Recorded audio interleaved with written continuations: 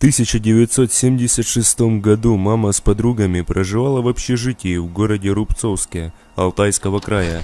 Новый 1977 год решено было встретить в городском ДК. Их было 4 подруги, 3 собирались идти в клуб, уже были куплены билеты, а одна, Ольга, со своим парнем к нему домой. А теперь от первого лица. Мы собрались, привели себя в порядок и перед уходом решили слегка украсить уже прибранную комнату, чтобы приятно было при возвращении находиться в уютной и красивой комнате. Каждый занялся своим делом. Мне досталось украшать кровати, и я мишурой выложила причудливые узоры на каждой кровати. Пишу подробно, так как в дальнейшем это имеет значение. Все, мы были готовы выходить. И тут за Олей заходит ее парень. «Девчата, а вы куда идете?» «В клуб». «Билеты покажите». «Пожалуйста». Мы протянули ему билеты, он взял и разорвал их. Оказывается, у него собралась компания, и он обещал, что придет с нами. Мы в шоке, настроение испорчено, но куда деваться? Пришлось идти, не дома же в праздник, без готовки сидеть. Не буду описывать празднование, но после 2 часов ночи мы тихонько улизнули к себе в общагу. Оля же осталась там. Пока добирались, очень замерзли, и выпив горячего чая, дружно улеглись спать. Проснулась я, извините, в туалет, в комнате полумрак, все спят, и Оля тоже. Я удивилась, кто ей дверь открыл. Обычно я всем дверь открываю, так как сплю очень чутко и ближе всех к двери. Подошла к ней, спит, как обычно, свернувшись калачиком и укрывшись головой одеялом. Хотелось разбудить и поболтать с ней, но пожалела, подумала, проснется, расскажет. Сходила в туалет, затем встретила девчат из соседней комнаты. Посидела у них, поделились впечатлениями о празднике. Между прочим, сказала, что Оля пришла, и никто не заметил, как она вернулась. После чего вернулась в комнату. Почему-то опять подошла к Оле, и опять не решилась разбудить ее, поэтому легла и уснула. Утром разбудил меня стук в дверь. Я быстро соскочил, открываю, и вижу, стоит Оля.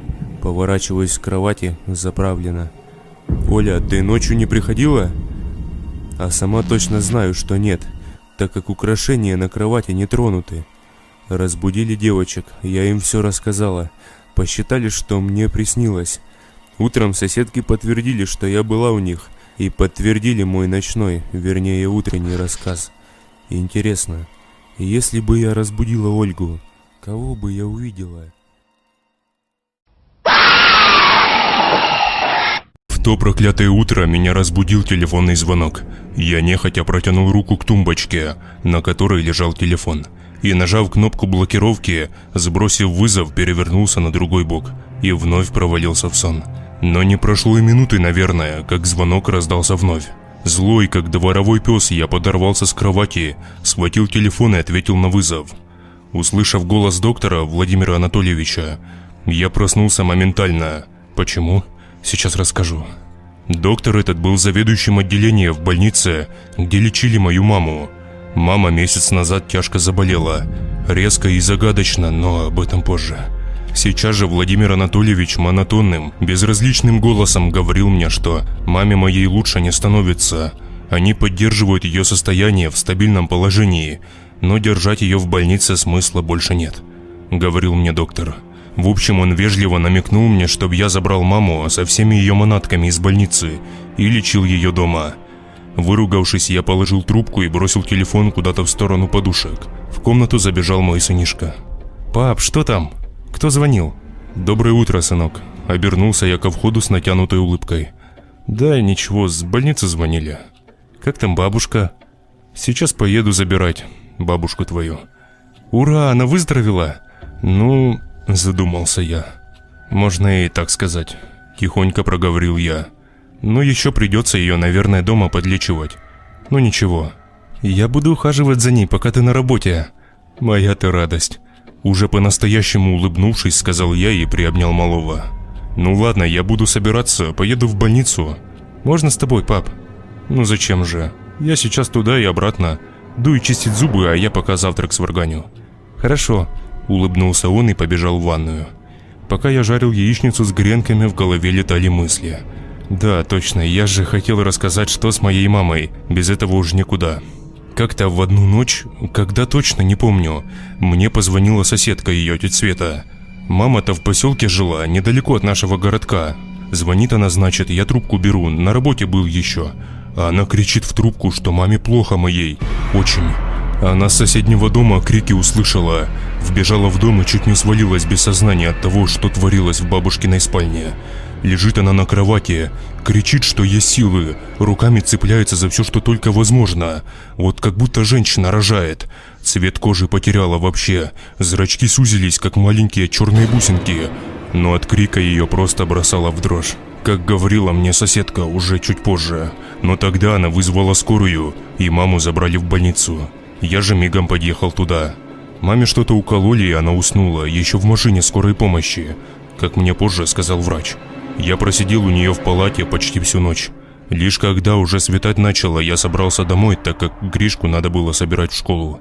Ездил я к ней каждый день. Что могу сказать, уже на следующий день после того, как ее забрали, она чувствовала себя намного лучше, но она изменилась. Поначалу я не замечал этого, но затем начал всматриваться в каждое ее движение, вслушивался в каждое слово. Что-то было не так. Как я и сказал, в первый день все вроде как было нормально, но затем у нее стали появляться какие-то странные движения. Иногда она взмахивала рукой, как будто пытается прогнать муху, но их здесь и в помине не было. Да даже когда говорила, что со мной, что с врачами, она жестикулировала так, как никогда в жизни не делала. Она всю жизнь разговаривала, держа руки при себе. В разговоре ее присутствовал странный акцент, что ли, или дефект речи, скорее всего. Да, точно, именно он, дефект. Что самое интересное, врачи лишь пожимали плечами, взяли анализы, обследовали всю от ног до головы. Все в порядке. Анализы в норме, кровь тоже в норме, сделали рентген, все в порядке. Лишь главный врач грешит на эпилепсию или того хуже, болезнь Альцгеймера. Дальше хуже. На 5-й день лечения у мамы появилась какая-то апатия. До этого она нормально говорила с людьми, улыбалась. Сейчас же она лежала на кровати с каменным выражением лица. У нее пропал интерес абсолютно ко всему. Она перестала есть, лишь иногда пила воду. На 6-й день начали трястись руки. Потихоньку пропадала память. День на 15-й, наверное, она меня не узнала. Я осознавал, что моя мама медленно, но верно превращается в овощ. И из-за этого я не мог нормально работать, я плохо спал, постоянно нервничал. Даже забыл уже, когда последний раз проверял у сына дневник. Все это время она попросту лежала в кровати. Лишь иногда ее провожали к туалету, да и под себя ходила тоже, когда рядом никого не было. После того, как она меня не узнала, я перестал заходить в палату. Лишь покупал лекарства и отдавал их врачам. И вот дней 5 назад мне позвонил доктор и сказал, что у мамы опять случился приступ, и она поранила одного из санитаров. Я мигом приехал в больницу. Первое, что я увидел, это суету около палаты и молодого парня с перебинтованной ногой. Как позже узналось, мама просто отодрала с его ноги кусок кожи, а санитар мне рассказал потом. Курили стояли у входа в больницу, что он подошел утку вынести с мочой, а она резко как схватит его за ногу, да с такой силищей сжала ногтями, что бедолага и заорал на все отделение, а потом круть и вырвала кусок плоти вместе с тканью от штанов. Кровь хлынула на пол, а на крик сбежалась чуть ли не вся больница. Мама дергалась и выгибалась, вновь крича, как тогда ночью, когда забрали ее. После этого случая на меня и на мою маму смотрели искоса. Да и я понимал их. Санитару оплатил все лекарства и дал немного деньжат в качестве извинения. Потом маме опять что-то вкололи, и она уснула. Так длилось до того дня, точнее утра, когда меня разбудил звонок. Возвращаемся, скажем так, в самое начало. Тогда я накормил завтраком Гришку, сам умылся, почистил зубы, оделся и вышел в прихожую. Положив руку на дверь, я понял, что это все, конечно, хорошо, что маму заберем, да вот ложить-то куда ее? У нас-то берлога небольшая, 2 комнаты всего и 2 дивана. Не вариант к нам. «Сынок». «Да, пап», – послышалось с комнаты. «Давай, собирайся, поедем вместе. Да, только возьми игрушек там, планшет свой». «А планшет зачем, пап?» «К бабушке поедем, немного поухаживаем за ней. А я отпуск возьму, да с вами буду». «Ура!» – прям завизжал Гришка и помчал собирать вещи в комнату. Я же разулся и помог ему. Уже через полчаса мы на такси ехали в больницу. В ней же начали происходить вещи очень странные и непонятные. Мы с Гришкой зашли в палату. Мама лежала и смотрела в потолок. Нет, она не спала. «Привет, бабушка!» – выкрикнул сын. Через пару секунд мама поднялась. Меня аж трухануло, честно говоря. Она поднялась, как будто покойник в гробу проснулся, и взглядом своим сверлила Гришку. И я видел ее взгляд, как будто животное пялилось на жертву свою. А затем резко она улыбнулась. «Внучек, привет, дорогой, иди к бабушке обниму». В эту секунду в моей голове все перемешалось. Я узнал свою маму. Может, помогли все-таки лекарства? «Бабушка!» — крикнул Гришка, подбегая к ней. Она обняла его. «Ну ты как? В школе как дела?» «Хорошо все, ба». Врачи стояли сзади и глазами-пятаками смотрели на все это действо. «Сынок, а ты чего стоишь там? Ты такси вызвал уже? Я так кушать хочу, просто помру сейчас. Надо будет сварганить чего-то, вы же ко мне сейчас?» «Так к тебе же, мам. Ухаживать за тобой будем». «Вы мои хорошие, ну давай тогда собираться будем».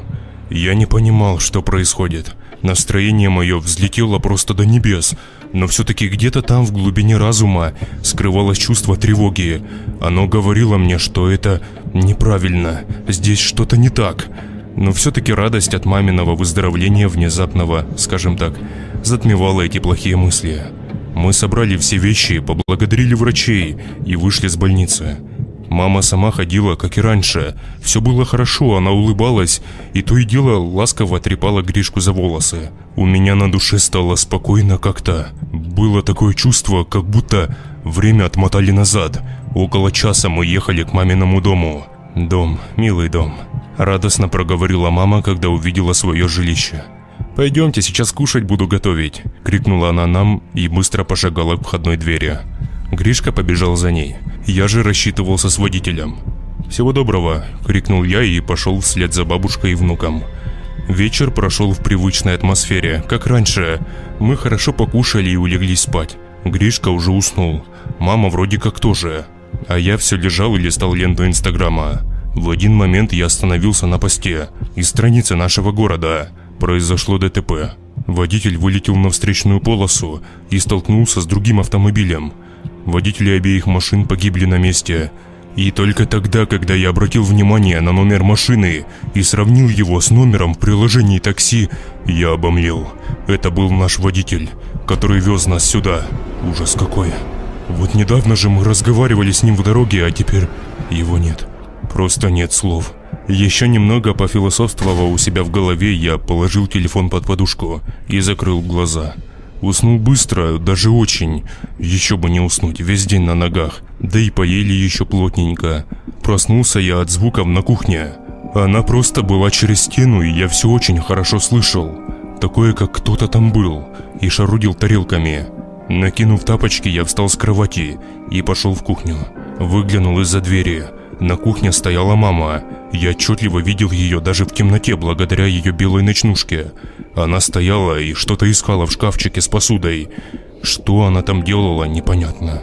В один миг она остановилась, и одна тарелка упала на пол и разбилась, издав характерный звук. И мама, резко как нашкодивший ребенок, очень быстро побежала в свою комнату. Я стоял, выпучив глаза. Она в последний раз-то бегала лет 30 назад. Что это было только что? Она рванула в комнату, как подросток, полон сил. Я тихонько последовал за ней. Лучше бы я этого не делал. Как оказалось, она забежала не в свою комнату, а в комнату, где спал Гришка. В темноте я не сразу это понял. Захожу я, значит, туда, а там сущий кошмар. По всей комнате какие-то насекомые, мухи, жуки, тараканы. Их было просто тьма. Даже белых стен не видно было из-за них. А среди этого всего на полу сидит моя мама и в буквальном смысле поглощает моего сынишку. У нее разорвался рот и растянулся до таких размеров, что мой сын почти полностью в него помещался. Меня чуть не стошнило. В ногах сразу же моментально ощутилась жуткая слабость, и я чуть было не рухнул на пол. А мама все продолжала это делать. Как гребаная змея она сжирала моего ребенка. Кровь текла у нее из пасти, а ножки Гриши в конвульсиях все еще подергивались. Я резко ударил по выключателю, и в комнате загорелся свет. Мама, глянув на меня, словно изрыгнула моего сына и, встав на ноги, уставилась на меня. «Что ты такое, тварь?» – выкрикнул я. В ответ мне послышались вообще неизвестные мне слова. Она проговаривала их, шевеля своим разорванным ртом. Несколькими голосами. Среди них были и мужские, и женские. Мурашками обдалось все мое тело. Меня обсели эти гребаные насекомые, которых я то и дело только успевал отгонять от себя, дабы в рот мне не залетели или еще куда. Собрав всю волю в кулак, я рывком поднял сына из пола и таким же рывком выбежал из комнаты. Захлопнул за собой дверь, в которую тотчас посыпались жуткой силой стуки, и из-за нее послышались не менее жуткие визги. Меня труханило всего, как будто на улице градусов 50 мороза. Я забежал на кухню, включил свет и запер дверь, подперев ее столом, положил сына на пол. Пульса не было, он был весь белый, как снег, глаза выпученные, а тело холодное. Не прошло и пары минут, как я услышал грохот из коридора, и лампочка на кухне сначала замигала, а затем с треском разлетелась. Мама выбралась, просто вынесла дверь ко всем чертям. Судя по звуку, именно это и произошло. Свет пропал, и я просто сидел на коленях на полу и не знал, что мне делать дальше. Гришка мой, он умер, он мертвый лежал, она убила его, убила моего сына. Слезы наворачивались на мои глаза. В голове промелькнула вся жизнь, все моменты с моим Гришкой. Я лег на пол рядом с ним, и сил сдерживать слезы уже не было. Через минуту начались жуткие стуки в эту дверь. Они и заставили меня подорваться с места и начать думать. В полицию позвонить не вариант, так как я оставил телефон в своей комнате на кровати. А удары все продолжались, и казалось, что еще чуть-чуть и дверь сейчас просто вылетит. Чтобы хоть как-то задержать этот процесс, я начал складировать под дверь все, что нашел на кухне. Снимал шкафчики из стен, подпирал ними дверь. Даже небольшой диванчик, который за столом стоял, я умудрился передвинуть туда. Мне было безумно страшно. С одной стороны мой мертвый ребенок, а с другой мама, с которой произошло черт знает что, и которая убила этого самого ребенка. Представьте себя на моем месте. Ничего другого я не придумал, кроме как схватить сына и убежать через окно. Трясущимися руками я подобрал с пола трупик и бросился в окно. Прыгнув с окна, я упал на одно колено и выронил трупик сына. Сразу же после этого я услышал душераздирающий вой с кухни. Она выбила дверь и бросилась за мной в окно. Это был последний раз, как я увидел ее. Все тот же разорванный рот, та же белая ночнушка, измазанная в крови. Те же насекомые, мухи, жуки сидели и облепили ее. Пока она перелазила через окно, я со всех сил бросился бежать. Бежал, спотыкался, перепрыгивал через забор и, наконец-то, выбежал к дороге. Труп сына остался там. Я до сих пор себя ненавижу за то, что бросил его там. На дороге я раза с 10-го остановил машину, попросил позвонить, вызвал полицию и скорую и остался здесь. Я не мог этого просто так оставить. Через минут 20 я увидел мерцающие вдали мигалки. Ехало 2 машины. Я остановил их. «Здравствуйте», – дрожащим голосом говорил я. «Доброй ночи. Вы вызывали?» «Да, я. Садитесь». Я сел в полицейскую машину и вновь направился к дому. Мы подъехали к нашему забору, и началось такое, что не дай Господь. Один из полицейских открывает дверь, остальные за ним. Я за полицейскими. Подходят к двери. Мне сказали стоять у забора. Не успели они подойти, как двери открылись, и оттуда вышла она. Точнее, это уже не была моя мама. Оно не являлось человеком. Она держала труп моего сына под рукой. Полицейские пытались быстро достать оружие, но 2 из них не успели руку к кобуре поднести, как мамаша моя напрыгнула на одного, выронив труп моего сына из рук, и перегрызла глотку полицейскому. С одного она прыгнула на другого, свернула ему шею, но 2 других успели достать оружие и, крича от жути, открыли огонь. Сколько точно выстрелов было, я не помню, но тварь свалилась на землю. Полицейские по рации вызвали подкрепление и позвонили в скорую. Кошмар закончился. 2 правоохранителей погибли. Я был на их похоронах. Сына моего нет более. Вот на днях тоже похоронил. Меня еще долгое время таскали по всевозможным учреждениям. Допрашивали, я рассказывал в подробностях, как оно все было. Да вот только свидетели были. 2 полицейских. И моим словам верили. Хотя и не понимали, как такое могло случиться. Дом я продал. дабы вообще никогда не вспоминать то, что произошло. Но как назло, каждую ночь я вижу эту картину, ту самую, когда я увидел смерть сына.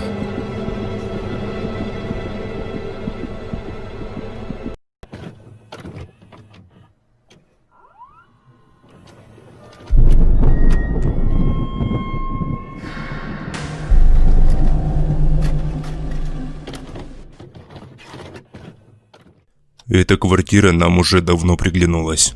Очень долго я изо дня в день пролистываю страницы сайта продажи жилья. И вот знаете, как бывает, найдешь что-то хорошее, и казалось бы, бери и покупай. Но нет. Мы всегда ищем такое же, но немного дешевле. Вот и я нашел. Ведь переезжать мы с женой давно надумали, но все никак не соберемся. То денег не хватает, то времени. Все-таки 2 детей, и хотелось бы дать им побольше простора. У нас была такая возможность. Грех ею не воспользоваться. Ведь ютились мы в небольшой однушке, и места категорически не хватало. Подсобирали денег. Нам также помогли родители. И вот кругленькая сумма лежит в ящичке за столом. Оставалось лишь найти подходящий вариант, купить его и зажить новой жизнью. Этим я и занимался на протяжении, наверное, целого месяца. Да, ездили, смотрели квартиры, но постоянно что-то не нравилось. Планировка, вид с окна или неторгующиеся хозяева. Но спустя недельку с того дня, когда мы смотрели последнюю квартиру, все же я нашел объявление, которое довольно сильно меня заинтересовало.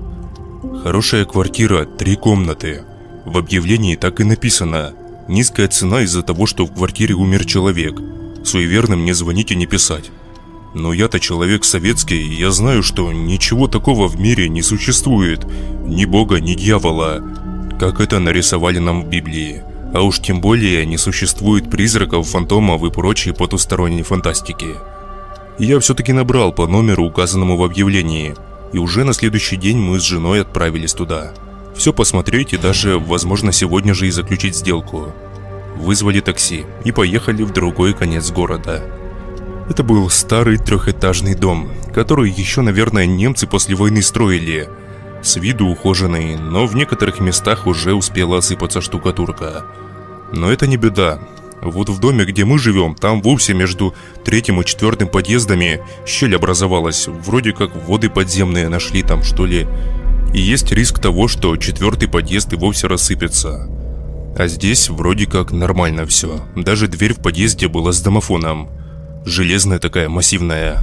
Как только подъехали туда, мне как-то сразу и понравилось, что ли. Такой райончик хороший. И школа рядом, и садик, магазины, и даже университет. Отдавали квартиру вообще за сущие копейки. Тоже не скажу, что молодая, но и не особо старая пара. Мужчина и женщина лет 45-50. Мы вышли с автомобиля. Таксист уехал, а нас у подъезда уже ждали продавцы. Очень милые и приветливые люди.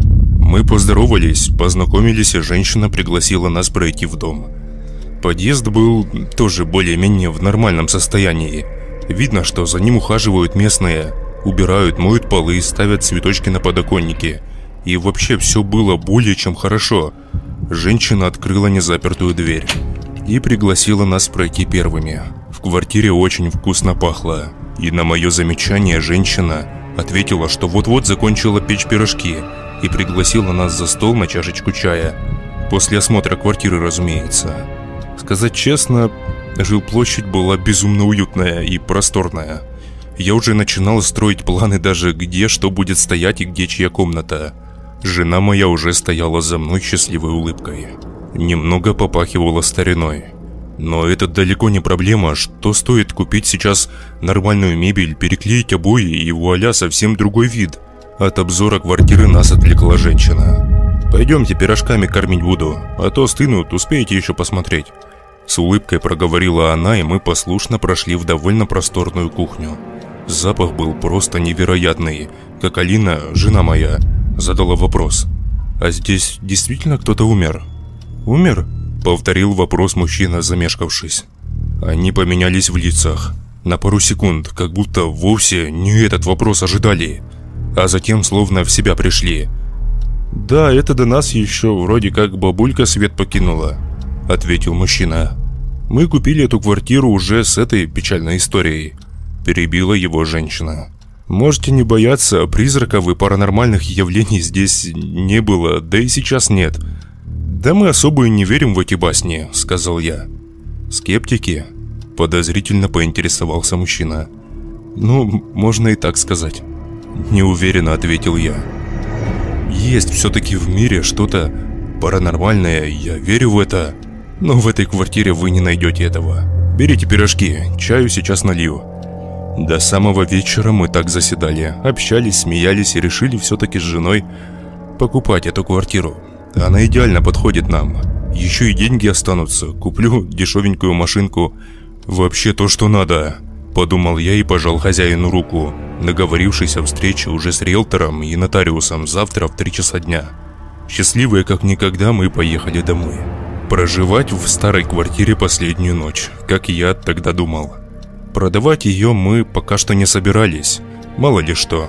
Вот и хорошо, что не продали. Дети безумно обрадовались, когда услышали весть о нашем скором переезде и ту новость, что у каждого теперь будет целая своя комната.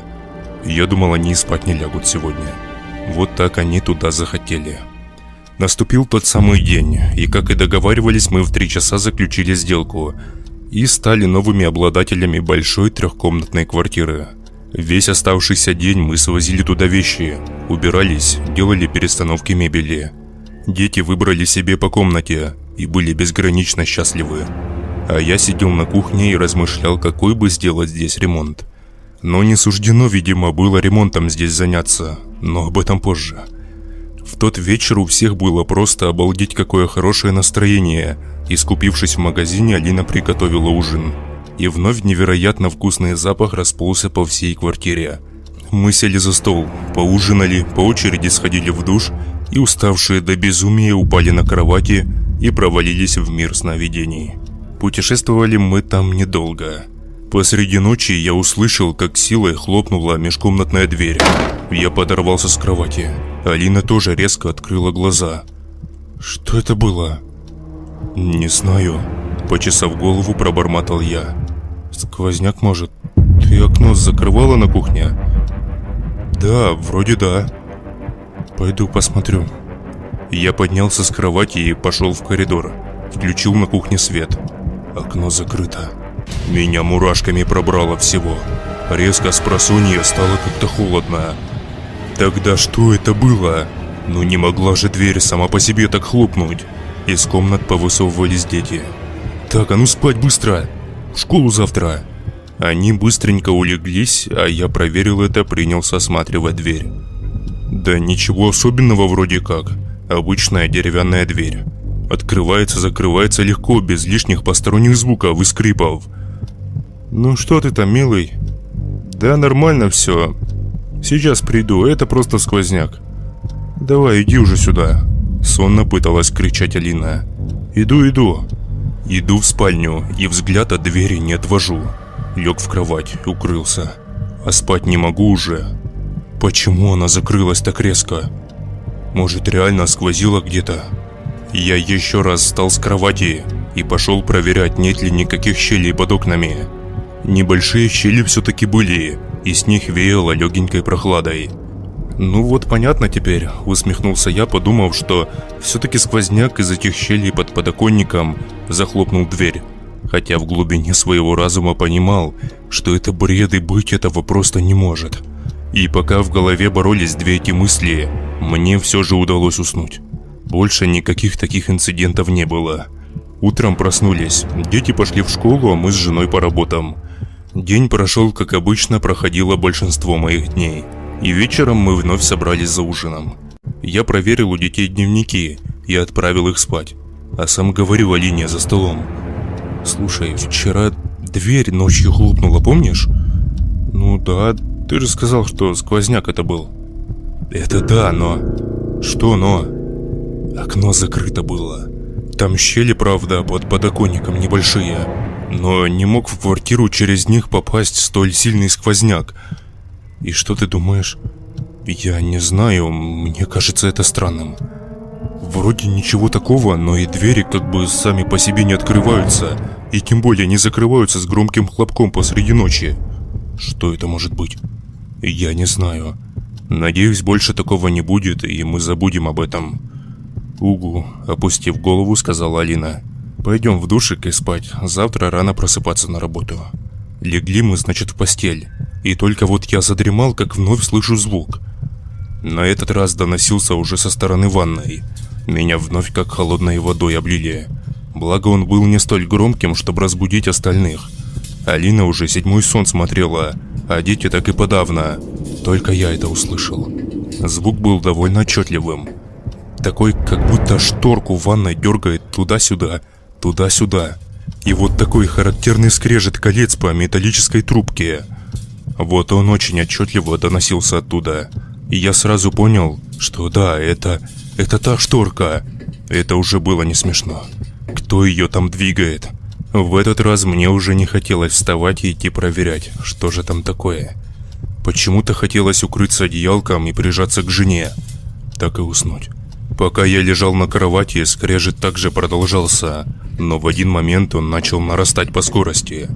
Он становился уже громче, и дабы никто не проснулся, я все же решился встать с кровати и сходить проверить. Тихонько иду в прихожую. Скрежет все еще продолжался. Включил свет, и все утихло.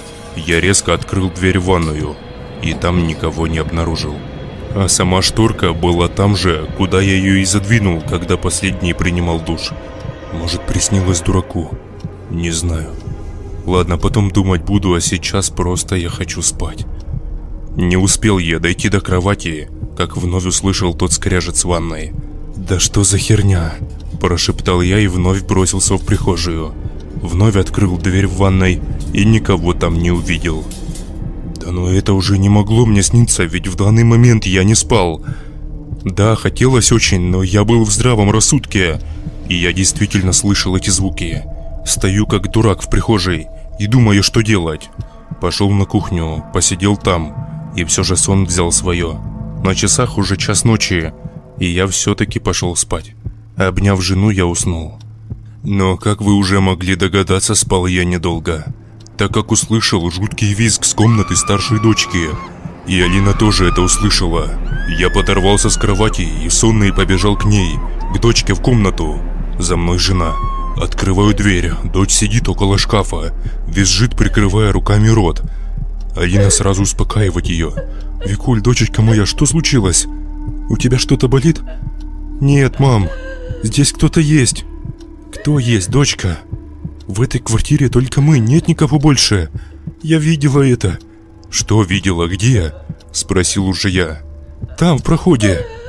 Вот где вы сейчас стоите. Я открыла глаза, потому что почувствовала, что я в комнате не одна. Там стоял кто-то». «Кто стоял, дочь, ты можешь объяснить?» «Это было что-то похожее на старуху в белой ночнушке. Я лишь увидела седые волосы и ночнушку. Лицо в темноте не рассмотрела. Поехали отсюда, мама, пожалуйста».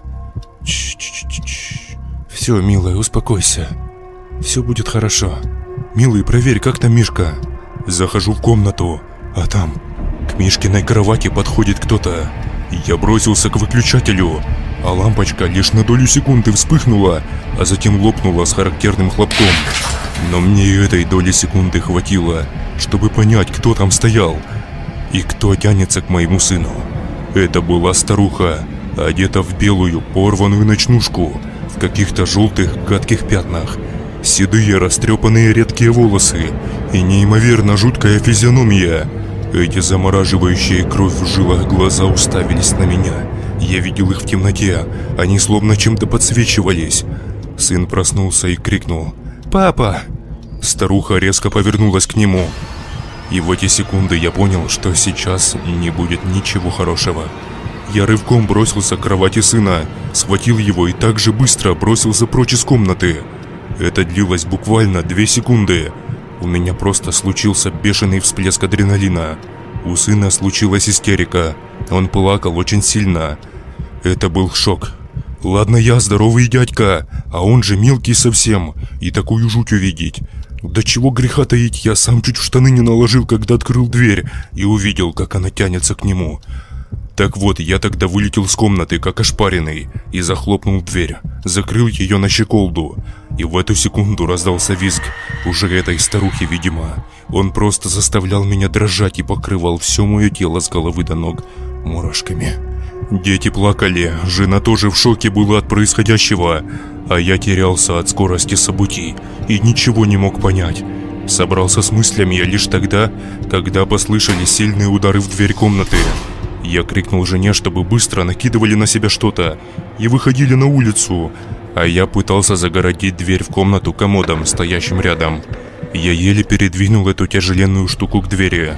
В тот час выбежала жена с детьми, и я, накинув куртку, взял сумку с документами и деньгами, и мы выбежали в подъезд. Жена с детьми побежала вниз по лестнице, а я закрыл дверь на все замки, что имелись. Закончив, я со скоростью света полетел вниз по лестнице. И как с подъезда выбежал, смотрю, а Алина детей обнимает и шепчет им: «Не смотрите туда, не смотрите!» А я непроизвольно поднял глаза на 3-й этаж. Она стояла у окна нашей спальни.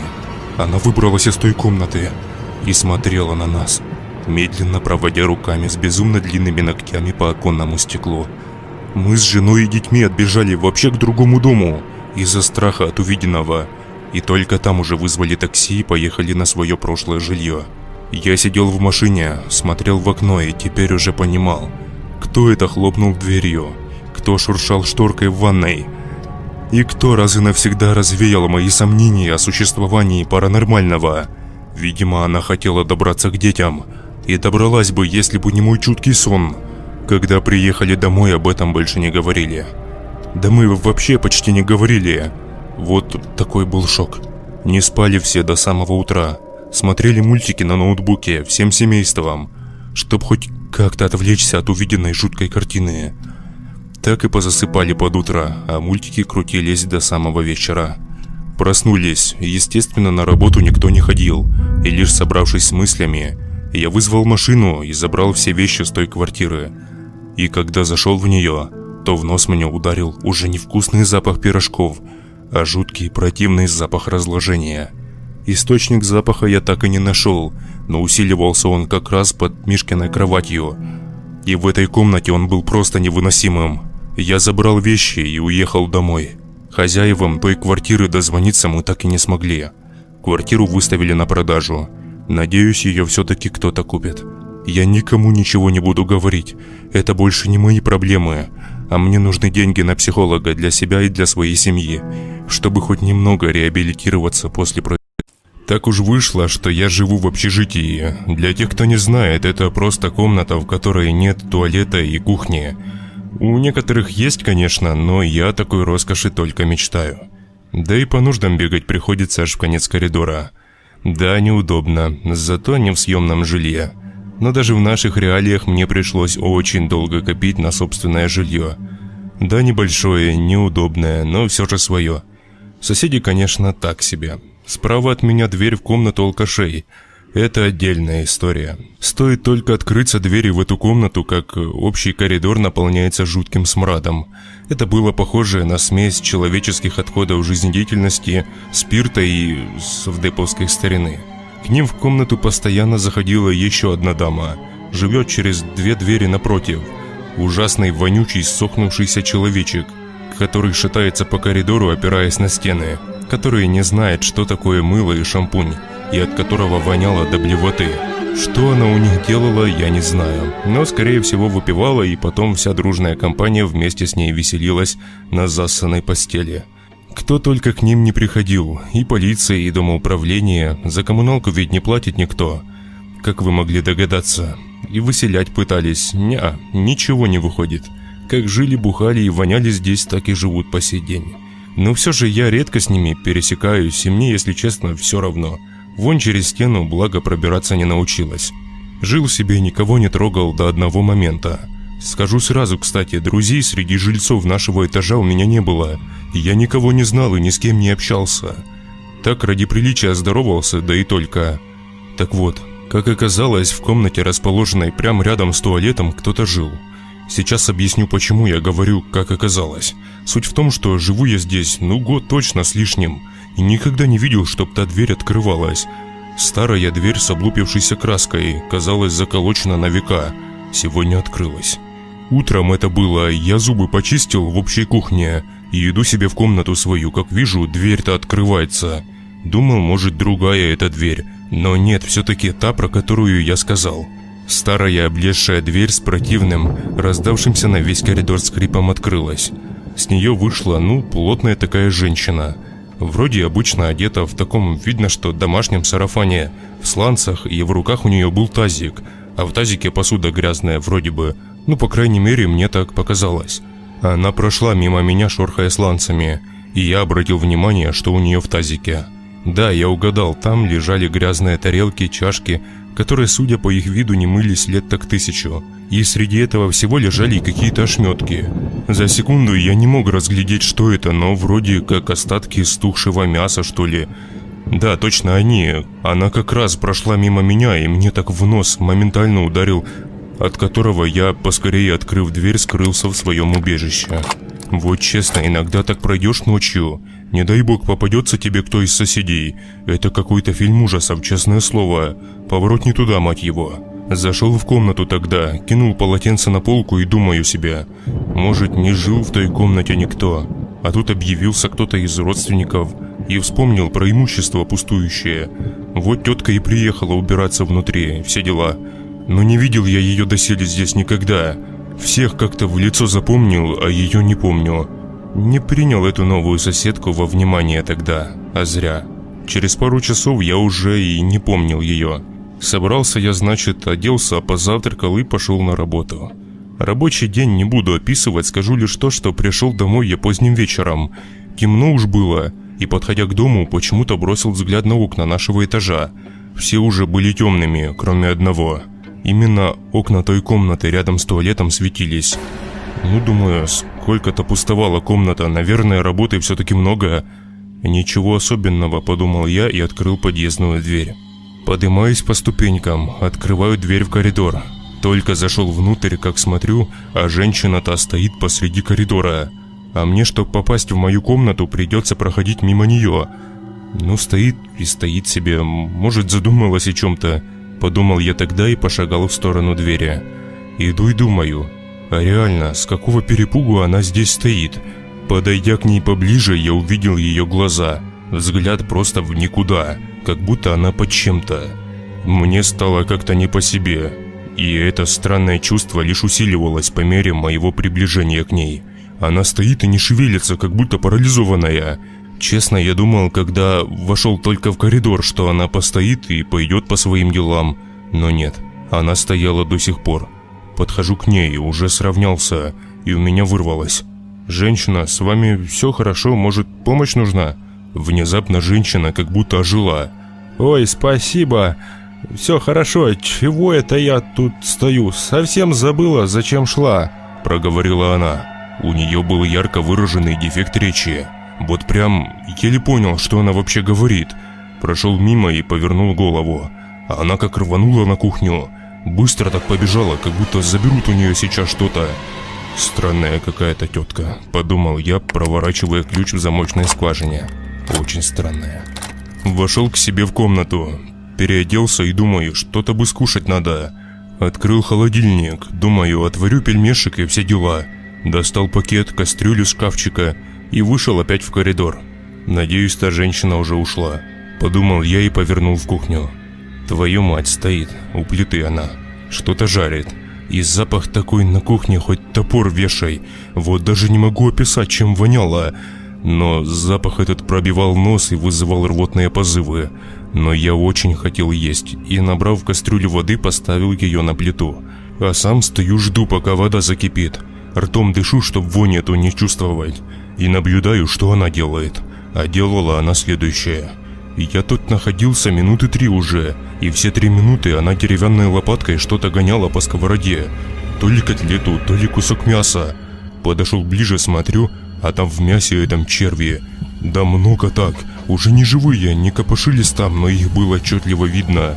Беленькие такие, точнее даже желтоватые. Да, и судя по запаху, мясо уже давным-давно стухло, а она жарит его. Вот и запах такой. Но вы сами представьте, какая вонь от гнилого и еще и жареного мяса. «Женщина», — обратился я к ней, — Она резко повернула голову и улыбнулась. Да. «А вам нормально мясо гнилое жарить?» – спросил я. Мне? А оно гнилое? С чего вы взяли? Я вот купила его на рынке сегодня. Говорила она как-то странно. Вот когда человек врет до последнего, хотя и правда уже всплыла. Вот же свежее, давай отрежу, попробуйте. Она взяла нож и отрезала кусок этой гадости. Наколола его на вилку и подошла ко мне. Вот, попробуй. Нет, спасибо, я пельмешки буду варить сейчас. Не хочу аппетит перебивать. А сам смотрю на это, и меня просто тянет блевать. Ну не хотите, как хотите. И сама положила этот кусок себе в рот и с улыбкой прожевала. Я же дождался, пока вода закипит, бросил пельмешки и отправился обратно в свою комнату. Лучше уж тут подожду, пока сварятся, чем с той поехавшей. По окончанию нескольких минут я вновь вышел в коридор. Она все еще была на кухне. Что-то напевала и довольно громко. В коридоре отлично слышно ее было. Захожу на кухню, а она стоит, жует свой кулинарный шедевр. Меня же чуть не вывернуло. Чтобы не задерживаться долго здесь, я взял тряпку и быстро снял кастрюлю с плиты и пошел в комнату. Чокнутая тетка, просто капец. Я убедился в этом. Она правда не в себе, но самое страшное было еще впереди. Ночью я еще в туалет выходил, как раз мимо ее двери проходил. Так как дверь старенькая, деревянная, я слышал, что она там сидит, хихикает, слышал быстрые шаги по комнате, напевание какой-то странной песни. В этом конце коридора лампочка уже пару месяцев как сгорела, и никто не удосужился ее поменять. Поэтому я всегда, когда ночью в туалет выходил, светил фонариком мобильного телефона. Этот раз не был исключением. И именно тогда я увидел у нее под дверью опарышей. Немного, штук 20 было их. Они были живые и, на удивление, какие-то большие. Так противно копошились. Фу. Прямо у нее на коврике. Быстренько сделав свои дела, я вернулся в комнату и, немного полистав ленту соцсетей, уснул. Вся жуть начала происходить вечером следующего дня. Я вернулся с работы, пошел на кухню готовить себе ужин, как вновь встретил поехавшую соседку. Сегодня она была более чем нормальная. Подошла ко мне, вежливо поздоровалась и сказала: «Ох, ты молодой, наверное, в технике разбираешься?» «Ну, так себе», — сказал я. «Настрой телевизор мне, пожалуйста. Утром что-то нажала на пульте и перестал показывать. Что только не перепробовала уже. Разберешься? Мастера вызывать дорого нынче, а я живу, я очень небогато». «Ну, помогу, чего не помочь-то», — пробормотал я. Хотя у меня вообще не было никакого желания куда-то с ней идти, а уж тем более к ней домой. Но слово не воробей, увы. Я занес домой все, что приготовил. Она же все это время стояла в коридоре и ждала меня. Я вышел из комнаты, и мы пошли к ней. Когда я зашел в комнату, я немного прихерел. Это была чистая, ухоженная комнатушка. Никаких опарышей, никакой вони. У нее даже стоял хороший освежитель воздуха. Но не додолбаться. Я ожидал, если честно, засранную комнату с соответствующим запахом. А оказалось вон как. Может, все еще не так печально, как я думал. Ну что там у вас, показывайте. Ах да, сейчас, секунду, вот телек, вот пульт. Я взял пульт в руки и включил телевизор. На нем же были одни помехи. А сам-то я не шарю ни черта. Стал клацать все подряд, выбирать разные варианты. Что меня насторожило немного, кстати, это то, что когда мы заходили к ней, она на ключ закрыла входную дверь. Зачем, не знаю. Но чуть позже узнал. После того, как я все-таки настроил ей нормально телевизор, мы прошли в коридор. Она поблагодарила меня, чуть ли не в ноги кланялась, а затем я нечаянно зацепил тряпку, которой было завешено зеркало. Как я потом догадался. А там хата эта вся с облезшими обоями, окна потресканные, везде все разбросано, стены в какой-то непонятной субстанции. На полу валялась грязная посуда в каких-то ошметках, та же самая, которую она в тазике несла. И она, эта женщина, в зеркале была совсем не такой, как наяву. Это было что-то невероятно жуткое и страшное. Вроде она же, женщина эта, да вот только волос на ней почти не было. вся в жутких ссадинах и трупных пятнах, с которых то и дело вылазили черви и опарыши. Сразу же мне в нос ударил уже довольно знакомый мне запах, только он был раз так в 5 сильнее. И это все, что я увидел буквально за долю секунды. Затем я почувствовал руку на своем плече, да и в зеркало увидел, что она стояла прямо сзади меня. Догадался? И как сожмет мне плечо, очень сильная боль пронзила все мое тело. Ноги подкосились, и я упал на пол. Она же все это время впивалась своими пальцами мне в плечо. Я закричал, что есть силы, а она только проговаривала: «Никто не слышит, никто не слышит». Я пытался вырваться с ее рук, но каждое мое шевеление сопровождалось болью, просто адской болью. Я орал как резаный. Это был сущий кошмар. Затем ей, видимо, надоело меня держать, и она просто вырвала с меня кусок мяса. Я заорал еще громче, но меня действительно никто не слышал. Она бросила меня на пол и полезла по стене. Как она там держалась, одному богу известно. Мне казалось, что это все какой-то страшный сон, и я 1000 раз пожалел, что вообще согласился идти с ней. Но сейчас же творилась какая-то полная чертовщина. Все, что я увидел в зеркале, все вот эти страшные, заляпанные какой-то неизвестной субстанцией стены с облезшими обоями, весь этот бардак в комнате, и еще она лазила по стенкам, кривлялась и что-то говорила совсем мне непонятное. Я же лежал и от дичайшей боли не мог даже пошевелиться. Затем она спустилась ко мне, взяла меня за голову обеими руками. Сколько же у нее силища было-то, это просто жесть какая-то. Я кричал: «Отпусти меня, отпусти!» А она лишь злостно скалилась, обнажая свои гнилые желтые зубы. Правую руку я уже не чувствовал, она просто онемела от боли, но левая была еще в порядке. И когда она немного приподняла меня за голову, я собрал все свои силы в кулак и вмазал левой рукой ей по башке, так что она отпустила меня и немного попятилась назад. После удара последовал просто замораживающий кровь во всех жилах моих визг. Это кричал не человек, это какая-то нечистая сила. Я пытался долезть к двери и как-то выбраться с этого сущего ада, но не тут-то было. Дверь ведь заперта и ключ у нее, а она стояла в углу комнаты и визжала. Я понимал, что хорошим это все не закончится, и единственное решение этой проблемы – это окно. 2-й этаж прыгать не особо высоко, иначе же оно меня просто здесь замучает. Еще раз собравшись с мыслями, я бросился к окну, но она схватила меня за ногу. «И куда собрался, милок? Телевизор починил?» Я уже держался за треснутую оконную раму, а она дергала меня за ногу, но не сильно так, не пытаясь вернуть назад, а как будто играясь. Резко я вырвал свою ногу у нее из рук и, выбив окно, прыгнул на улицу. Упал, поломал ногу. Еще громче заорал на весь двор, и мой крик услышали. Ко мне подбежал мужик. «Ты чего с окна прыгнул, дурак, что ли? Молодой же еще, что у тебя стряслось-то?» А я только корчился и стонал от боли, и ничего толком сказать не мог. Мужик, недолго думая, вызвал скорую, которая, на удивление, приехала довольно быстро. В больничке я пролежал 10 дней точно. Может, даже больше, я не помню. Наложили гипс, всего перевязали, так и лежал. Но все же в один прекрасный день меня выписали, и я на костылях доковылял домой. Благо больничка была совсем рядом, через одну улицу.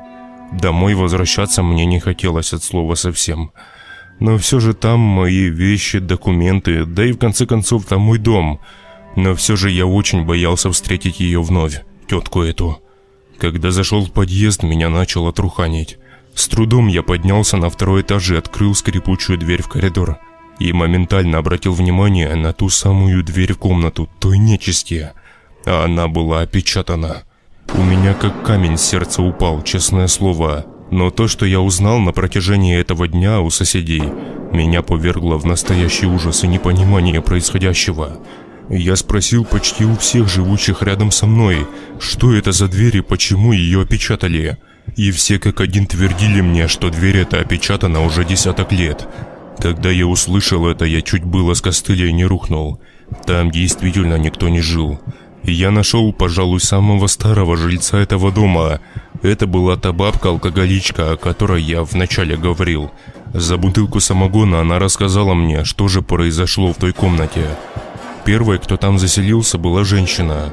Всю жизнь она работала, опрятно выглядела. Да вот только не везло ей с мужчинами. Да и детей не было. И так прожила всю жизнь свою одна. И померла так. Труп, соответственно, никто не забирал. Так и начало тело разлагаться. Лишь когда жуткая вонь начала с этой комнаты идти, они вспомнили и, как дверь взломали, зашли к ней, нашли лишь гнилое тело. В некоторых местах уже виднелись кости, а плоть доедали черви. Так и не получилось ни у кого в той комнате жить. После нее люди либо исчезали, либо мертвыми находили их. И что интересно, находили так же, как и ту женщину, сгнившими до косточек. Хотя с момента их исчезновения проходила от силы неделя. А почему она выбралась за пределы той комнаты, я не знаю.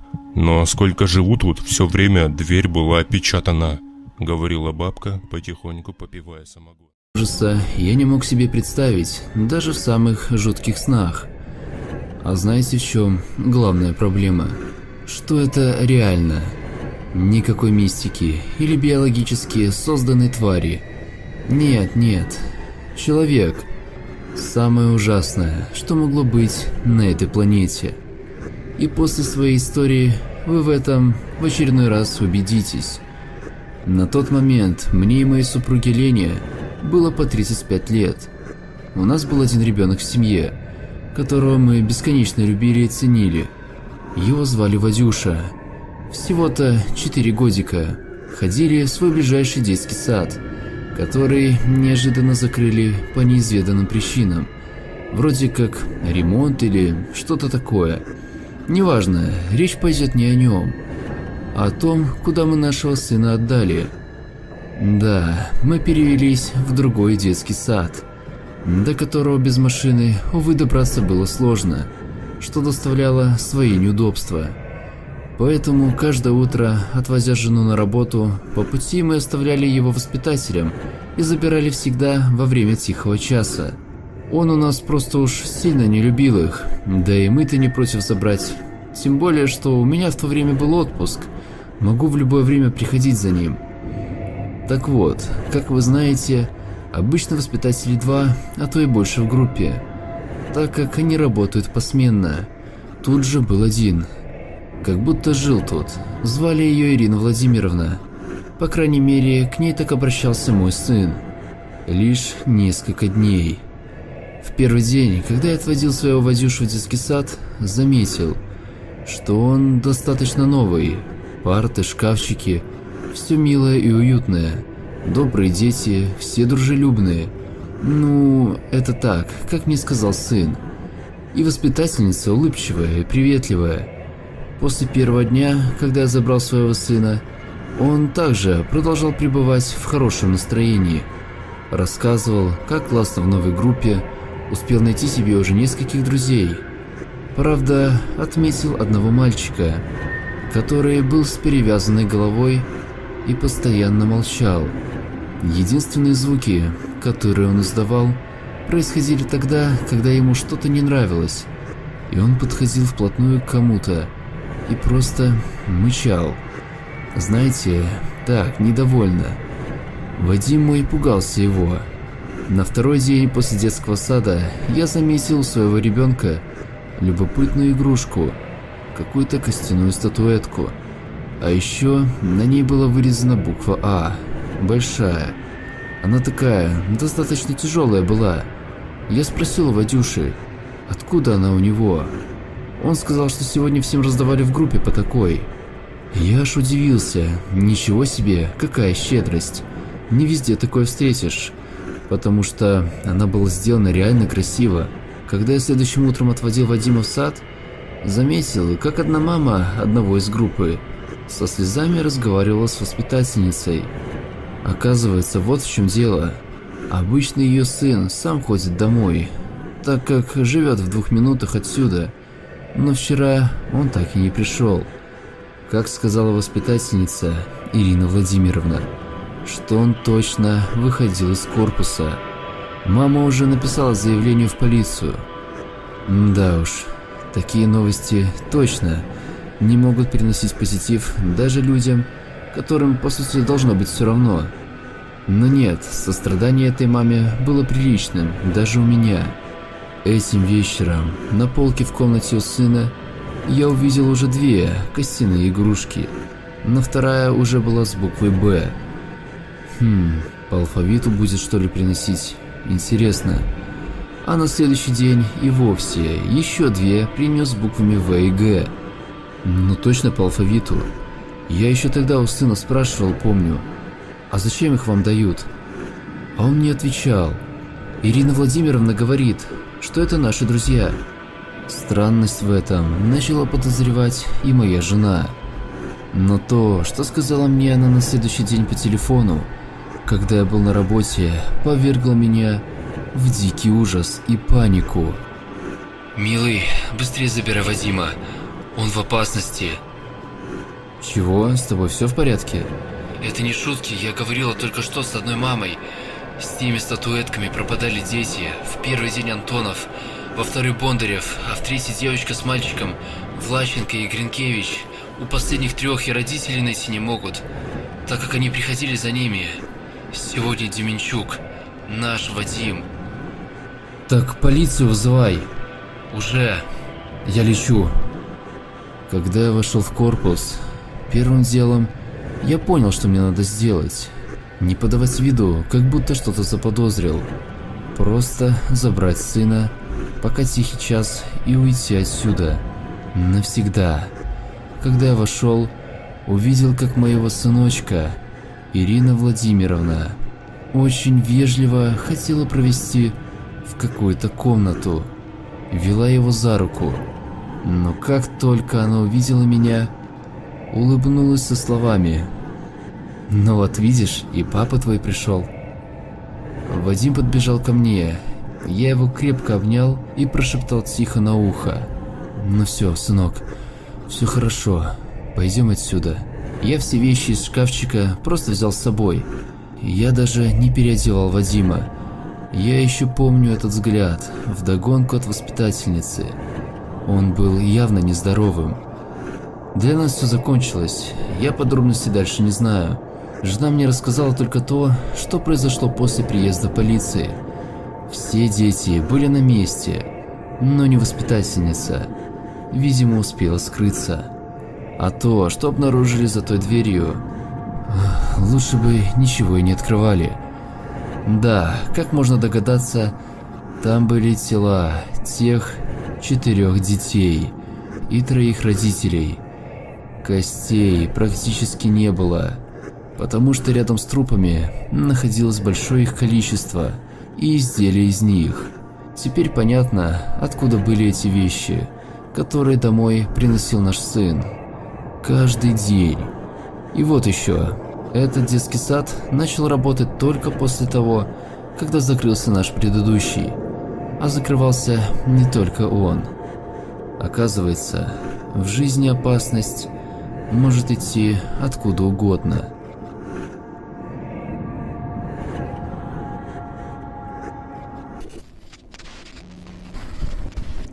В нашем дворе с недавнего времени начали появляться бомжи. Обычное явление для России. Сидели они на старой детской площадке. Бухали бояру, матерились, иногда дрались. Двор у нас нелюдный, детей нет почти.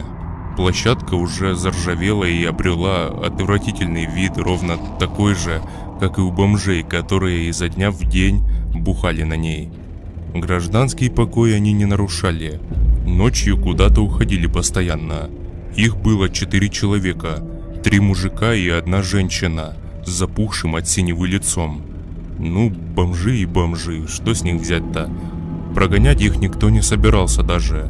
Все как-то про себя там повозмущаются, да и по домам разойдутся.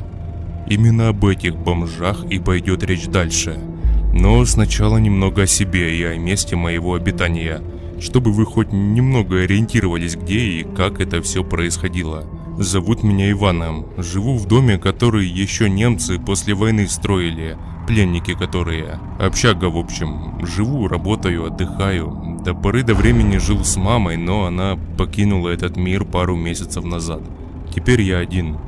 Ну, ничего, вроде справляюсь. Комнатка у меня небольшая, но мне хватает. Хреново только, что туалет да ванна общая.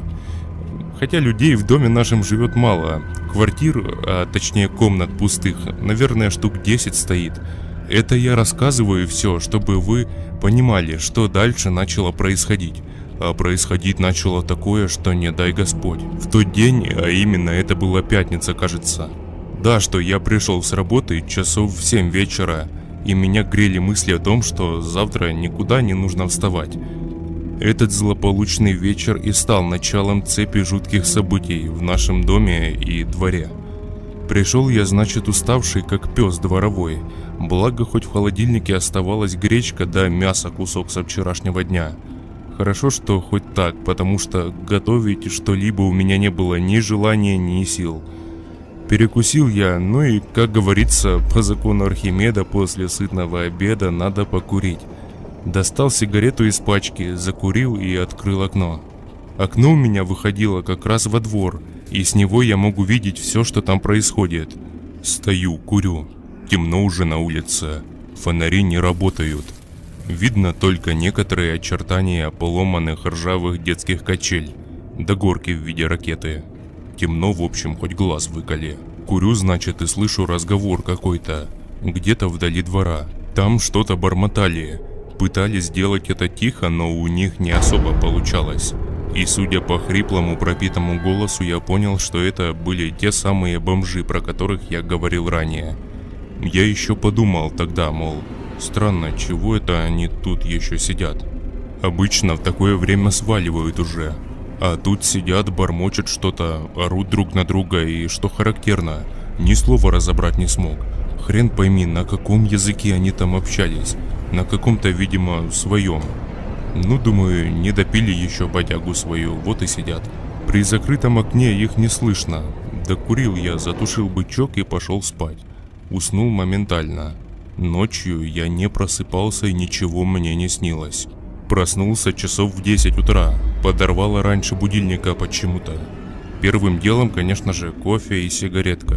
Без этого нехитрого ритуала не начиналось ни одно мое утро. Поставил турку на плиту и открыл окно. Да, забыл сказать, живу на 2-м этаже. Аромат кофе разнесся по всей комнате. Пенка поднялась, и я выключил комфорку. Закурил и высунулся с окна. Когда опять услышал тот же говор со двора, что и вчерашним вечером, и увидел на детской площадке тех самых бомжей. Это что, они всю ночь там сидели, что ли? Я хренею с людей, это ж надо так глубоко закопать свою жизнь. Ну что ж поделаешь, каждый сам кузнец своей судьбы. Задумался я, а сигарета-то уже стлела и обожгла мне палец, из-за чего я выронил бычок из руки. Сразу после этого произошла интересная вещь. Один из бомжей бросился к моему подъезду.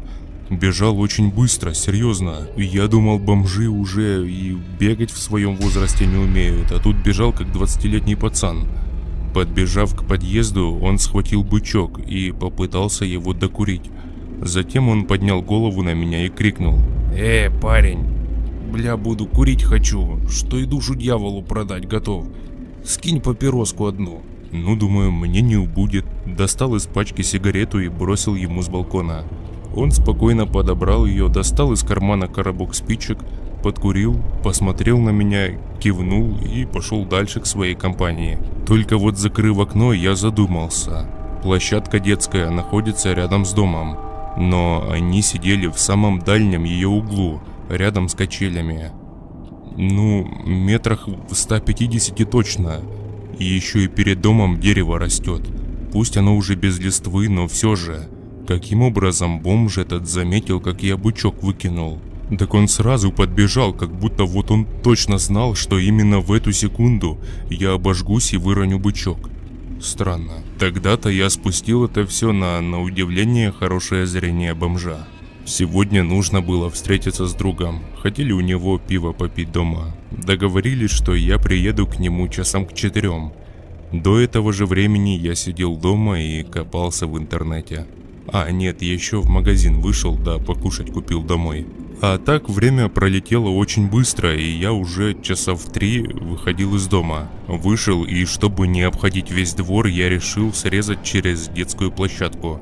Ну и, конечно же, ко мне додолбались бомжи. Точнее, один из них, тот, который утром сигарету просил. И что вы думаете, он от меня хотел? То, что и утром. Подошел ко мне и говорит: «Парень, не сочти за наглость, угости и еще сигареткой». Ну, думаю, ладно, держи, говорю. Вонь от него стояла неимоверная. И какая-то странная, я бы сказал. Такое, знаете, как кусок мяса стух в холодильнике. Ну и запах этот, еще смешать с алкоголем и табаком. Все же я дал ему сигарету и пошел. Как он остановил меня, за плечо схватил, да крепко так. Я же развернулся. Мужик, ты чего, руку убери, Он стоит и смотрит на меня. Руку убрал и смотрит. «Чего тебе еще?» – спросил я. Я кинул взглядом его компашку. Они тоже пялились на меня, как индейцы на Колумба. «Парень, прости, как тебя зовут?» Тихо спросил он. «Меня Иваном». «Вань, слушай, ты добрый человек. Спасибо тебе. А помоги, дай соточку на похмел. Просил у соседа твоего сегодня. Лысый мужик такой снизу тебя живет вроде бы». «Ну?» «Так он нахуй меня послал. Помоги ты хоть. А у меня что, сотка в кармане, а остальное на карте. Сейчас дать сотку ему, а на проезд не будет у меня. И банкомат хер где нарисуешь тут». Говорю: «Не, мужик, на проезд у меня только осталось». На что он недовольным взглядом глянул на меня. И, честно, меня даже трухануло. Немного. Достал спички, закурил и пошел к своим. Я же развернулся и пошел на остановку. Я думаю, нет смысла рассказывать, как мы сидели, пили пиво и резались в плойку с другом. А вот как я возвращался вечером домой, это уже можно и рассказать. Приехал я на такси прямо под подъезд. Рассчитался, значит, выхожу и вижу, что водитель остановил машину около первого подъезда. А мне-то ко второму нужно. Но у второго стояла скорая, а рядом и полицейская машина. В темноте не понял, что это за автомобиль, определил по мигалкам. Отпустив таксиста, я подошел к своему подъезду. Стояли люди, соседи мои. В подъезде же были полицейские. Что-то рассматривали да записывали себе. На часах было тогда часов 11, начало 12-го. Ну, зайдя в подъезд, я спросил у полицейских, что произошло-то тут.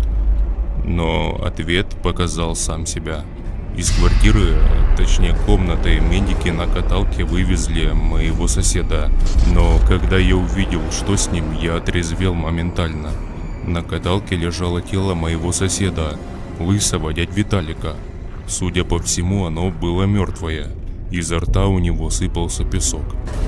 Как сказали медики, песком был забит весь его желудок. И запах от него был до чего знакомый мне. Тот запах стухшего куска мяса. Вот тогда-то в голове все и выстроилось. Когда я к другу ехал, бомж мне говорил, что сосед мой денег ему зажал, да и послал куда подальше. А песок этот был, судя по всему, из детской площадки. Тут к гадалке не ходи. Мне стало страшно. Следов от алкоголя в моем организме не осталось совсем. Я подымался по лестнице, гоняя в голове все эти мысли. И вспомнил то, что я так-то тоже ему денег не дал. Неужели это бомжи сделали? Убили соседа моего. Забежав в квартиру, я запер дверь на все замки и уставился в окно. Бомжей не было во дворе. Не было слышно ни голосов, ни криков, ни звуков бутылок. Во дворе стояла гробовая тишина. Лишь иногда наши дворовые собаки гавкали друг на друга. Простоял я так минут, может, 20. Затем пошел в душ. С головы не вылазили эти бомжи. Сосед с песком во рту. И весь этот кипиш у подъезда вечером. Я чувствовал себя неуютно. Очень неуютно. Но самое страшное было еще впереди. Тогда-то, стоя под теплой струйкой воды, я не осознавал, до конца, что мне сегодня предстоит пережить. Покупался я и пошел домой. Идя по коридору, я прислушивался к каждому гребаному звуку. Когда зашел домой, вновь высунулся в окно. Они опять сидели там, и я не знаю. Может, мне показалось, но я поймал на себе чей-то взгляд. Вот чувствовал, как будто сверлит меня кто-то глазами своими, и в глубине души я чувствовал, что это кто-то из них. Но даже в темноте я смог заметить, что они что-то делают там, на площадке. То ли роют что-то. На всякий случай я вышел из своей комнаты и врубил свет у подъезда, чтобы хоть немножко видеть, что происходит у дома. Но только я это сделал, их движение сразу прекратилось. Не нравилось мне это. Не став тянуть, я набрал в полицию и вызвал наряд на свой адрес. Пусть забирают их к чертям. Но не тут-то было. Стою я, значит, опять. Смотрю в окно и жду полицейских. Как вижу свет фар из-за угла, ну и мигалки. Но, черт возьми, не успели они к подъезду подъехать, как началось то, что мне, наверное, до конца дней будет являться в самых страшных снах. По мере продвижения полицейской машины бомжи тоже перемещались поближе, как будто знали, что за ними. Но почему они навстречу ментам шли, а не убегали от них, как любой нормальный человек? Бобик остановился. Полицейские вышли и двинулись в их сторону. Я же стоял и смотрел на это все действо из окна. Даже свет в квартире вырубил, чтобы лучше видно было. Затем произошло это. Только полицейские подошли к ним, как женщина-бомжиха набросилась на одного из них со страшным нечеловеческим рыком. Второй же не успел затвор в автомате передернуть, как и ему. Один из бомжей просто резким движением руки снизу вверх спорол пузо ножом, или я не знаю, что у него в руках было, но я отчетливо видел это все. Света от лампы у подъезда до мигалок хватало, меня чуть не стошнило. Затем они начали их есть. Вот тут я просто оцепенел от ужаса. Они отрывали от полицейских конечности, причем делали это с такой легкостью, как будто кусок бумаги отрывают. Они сидели и обгладывали кости. Кто-то руками из вспоротого живота доставал внутренности и также пытался их жевать. От дичайшего ужаса я не мог даже шевельнуться. Я стоял как статуя и боялся лишним движением привлечь к себе внимание. Затем я тихонечко присел на уровне подоконника, потом немножко высунулся и увидел, что один из них тащит остатки правоохранителей куда-то в сторону песочницы и начинает что-то с ними делать. Походу закапывал. Но потом случилось следующее. Я достал телефон, дабы вызвать еще полицию, но только я набрал, как услышал со двора. А ты куда звонить надумал, браток? Хриплым, жутким голосом. Это мне.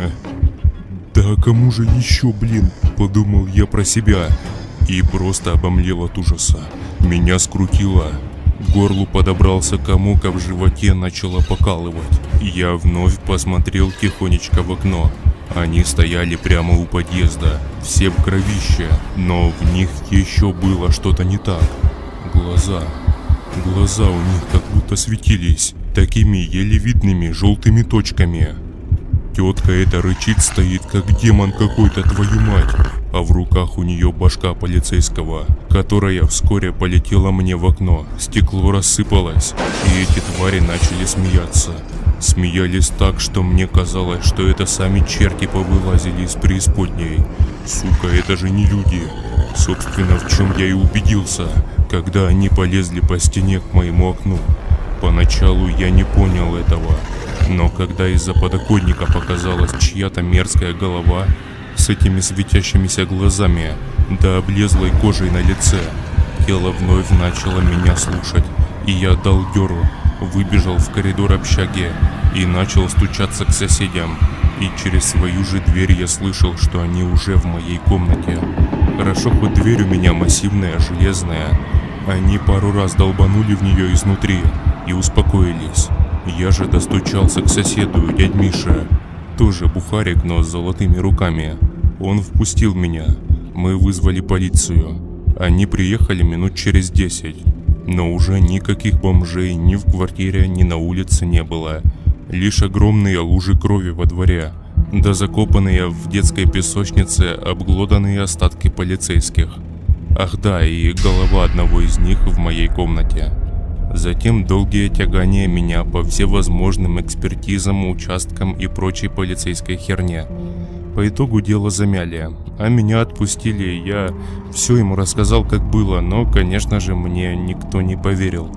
Доказательств и улик не было на меня, поэтому и отпустили. Да и следак нормальный попался. Видит же, что я нормальный, адекватный, законопослушный парень. Что я не способен на такое. Короче, все обошлось. А что потом я узнал от дяди Миши, меня ошарашило, мягко говоря. После всей этой тягомотины я пришел к нему. И за бутылкой хорошего коньяка он рассказал мне, что это за бомжи. В общем, лет 20 назад жили у нас тут бомжики. Добрые, бухали, правда, по-черному. Но все же, всегда помогали людям. То ковер выбить, то мусор выбросить, то на огороде, конечно же, кто что мог, то и давал. Бывало и нальют, бывало денег дадут, а бывало и за спасибо. Помогали всем они. Но вот когда наступила зима, а это был, кажется, 95-й год, то у них начался голод и холод. Да, ты же и сам знаешь, что тогда за времена были. Короче, жрать они начали друг друга. И никакая падла даже куска хлеба не вынесла им. Я уж молчу про хоть какую-то теплую одежду. С подъездов прогоняли их. Так они и поумирали от голода до холода. И с тех пор видят их люди иногда. Не все, но видят. Они злые все. Злые на всех людей. И полицейским досталось тогда. Потому что менты их тогда неоднократно дубинками ради развлечения мутузили. Вот и мстят они, всем без исключения. А что касается тебя, то... они на тебя по-любому глаз положили. И если не хочешь увидеться с ними еще раз, сходи, купи пару пузырей да буханку хлеба с колбаской. Напиши от кого и номер квартиры. Задобришь их, и нормально все будет. На следующий день я так и сделал. Больше я их не видел и не слышал. Но хлеб и водка пропали, хотя во дворе никого не было.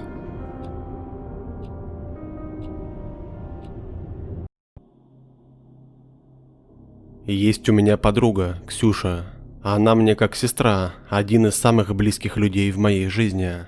Когда-то очень давно, лет 10 назад, с нами приключилась довольно жуткая история, которую мы до сих пор помним так отчетливо, словно это было вчера. Ксения в то время ухаживала за своей умирающей теткой. Тетя Рита и в полном здравии ты была не сахар, а когда рассудок стал ее покидать, началось что-то страшное. Ей все было не так и не то. Родная дочь Женя перестала с ней общаться много лет назад, так что ухаживать за Ритой имела возможность только моя подруга. Я помню, Ксюша со слезами на глазах мне рассказывала, как тяжело ей находиться с тетей Ритой, но она не может ее бросить или куда-нибудь сдать, потому как совесть не позволяет. Мне было жалко подругу. Иногда я к ней заходила, чтобы помочь в уходе за теткой. Насмотрелась я там всякого. Тетя Рита кричала благим матом, если ей приносили чуть недосоленный бульон, или кидалась всем, что попадет под руку, когда ей казалось, что кто-то из умерших родственников пришел за ней и стоит в ее комнате, а помирать она не собиралась. Мне было жутко находиться в квартире тети Риты. Она кидалась проклятиями на всех знакомых и соседей, чьи имена еще могла вспомнить. Мы просто приносили ей еду и убирали за ней, стараясь не реагировать на вопли и брань. Еще у тети Риты было любимое развлечение. Она шарахала изо всех сил по полу и по стенам своей тростью. Она всю жизнь хромала, травма детства. Причем делала она это не для того, чтобы позвать Ксюшу, а просто так, нравилось ей. Соседи из-за этого жаловались постоянно, ругали мою подругу, что не может уследить за больной. Но что с ней поделаешь? Если трость убрать далеко, и тетя Рита потеряет свое сокровище из виду, то начнется истерика, от которой содрогнутся жители даже соседних домов. А еще тетя Рита любила нам повторять, что она нас всех переживет и что мы сдохнем раньше нее, и все в таком роде. Я понимаю, нельзя обижаться на больного человека, она уже не понимала, что говорит и что делает. Но тут стоит отметить, что тетя Рита всю жизнь была очень злой. Она постоянно со всеми скандалила, не уживалась абсолютно ни с кем. Как я уже говорила, даже родная дочь не смогла ее вытерпеть. Проклинала всех направо и налево. Не знаю, может быть, у нее было какое-то психическое заболевание, а может, просто такой характер. Не сбылись предсказания тети Риты, и ей все-таки не удалось нас пережить. Пришла за ней старушка с косой. Мертвой Ксюша застала ее утром, когда зашла проведать. Начались подготовки к похоронам, все как положено. Прощаться почти никто не приходил. Оно и понятно. За всю свою жизнь тетя Рита не нажила ни одного настоящего друга, зато врагов было целое море. Дочь могла прилететь только к похоронам, она жила на Дальнем Востоке. Как известно, покойника нельзя оставлять в доме одного, так что одну ночку перед похоронами Ксении предстояло провести в компании с умершей. Мне стало жалко подругу, да и тем более, что она всегда была трусихой, и я предложила остаться с ней. Она с радостью согласилась. Если бы я только знала, что нам придется пережить в эту ночь, я бы ни в коем случае не предлагала свою кандидатуру, и Ксюшу бы оттуда забрала. Все было как обычно, ничего странного. Конечно, было немного не по себе. В соседней от нас комнате стоял гроб, в котором лежала тетя Рита. Перед сном мы немного поболтали с Ксюшей, пообсуждали всякую ерунду, чтобы отвлечься, и решили, что пора бы и спать. Спокойным сном мы проспали, думаю, всего пару часов. Когда в кромешной тьме и тишине я услышала, как Ксюша, кажется, встает с дивана. «Ты куда?» – спросила я сонным голосом. «Пить хочу, в горле пересохло. Сейчас приду», – ответила Ксюшка, надевая тапочки. То, что произошло потом, больше напоминало дурной сон. Неторопливое шарканье Ксюшиных тапочек по коридору в сторону кухни, затем тишина. А потом я услышала, как моя подруга, спотыкаясь и громко топая, бежит обратно. Она пулей запрыгнула на диван и тут же вся завернулась в одеяло. Я не поняла, чего это она. «Ксюх, ты чё как слон топаешь?» Выразила я свое недовольство. Ксюша никак не могла ответить. Я слышала, как быстро она дышит и, кажется, сейчас заплачет. Я отодвинула одеяло от ее лица. «Ты чего?» – спросила я. «Там тетя Рита, говори тише», – шепотом ответила мне Ксюша. У меня по спине побежали мурашки. Может, она так решила пошутить?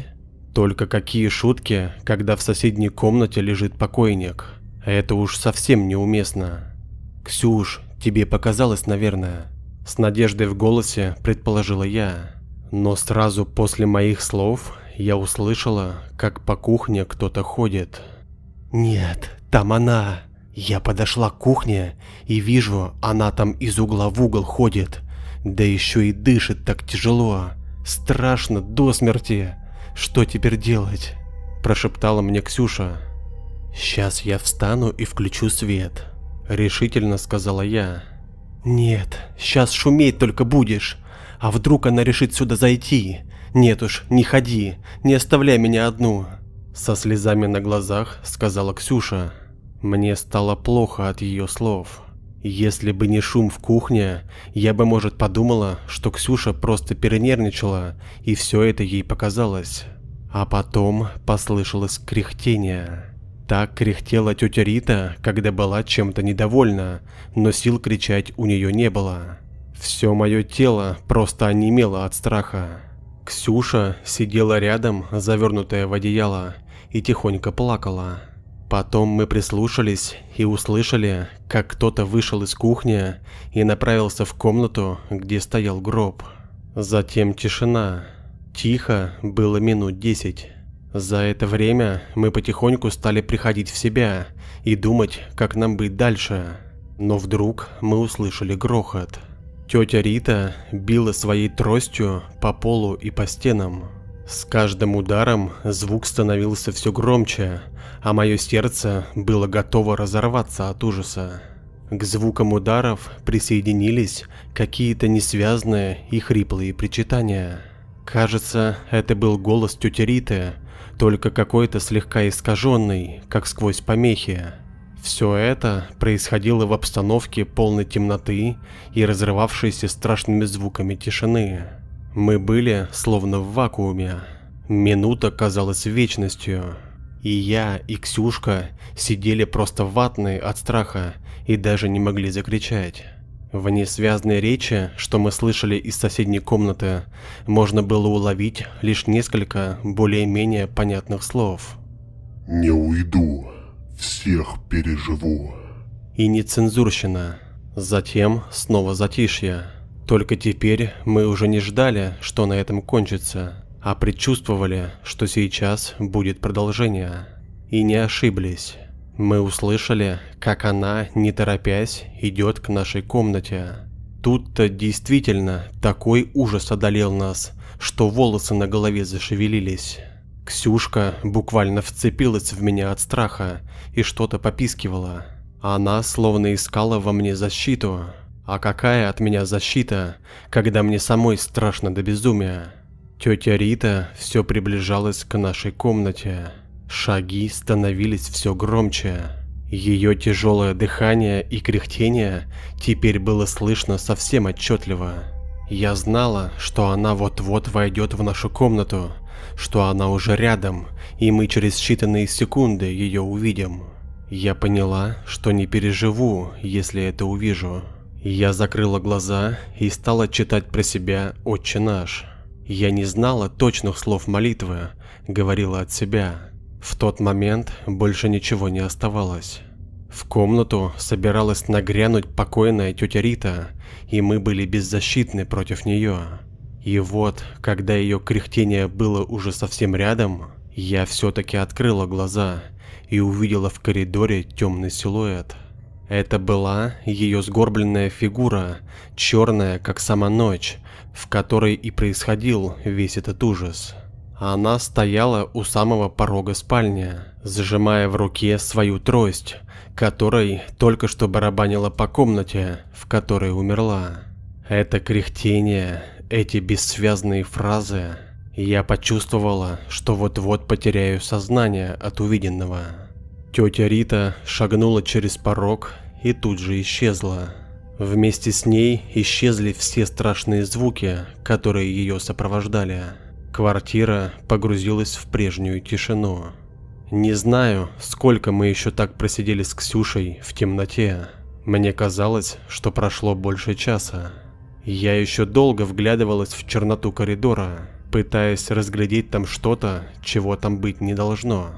Но все было тихо, и в какой-то момент я все-таки набралась храбрости и включила свет. Кроме нас двоих, больше никого в комнате не было. Мы включили свет во всех комнатах в квартире. Все было на своих местах, следов чего-то присутствия не было. Трость все так же стояла рядом с гробом, словно никто ее не брал.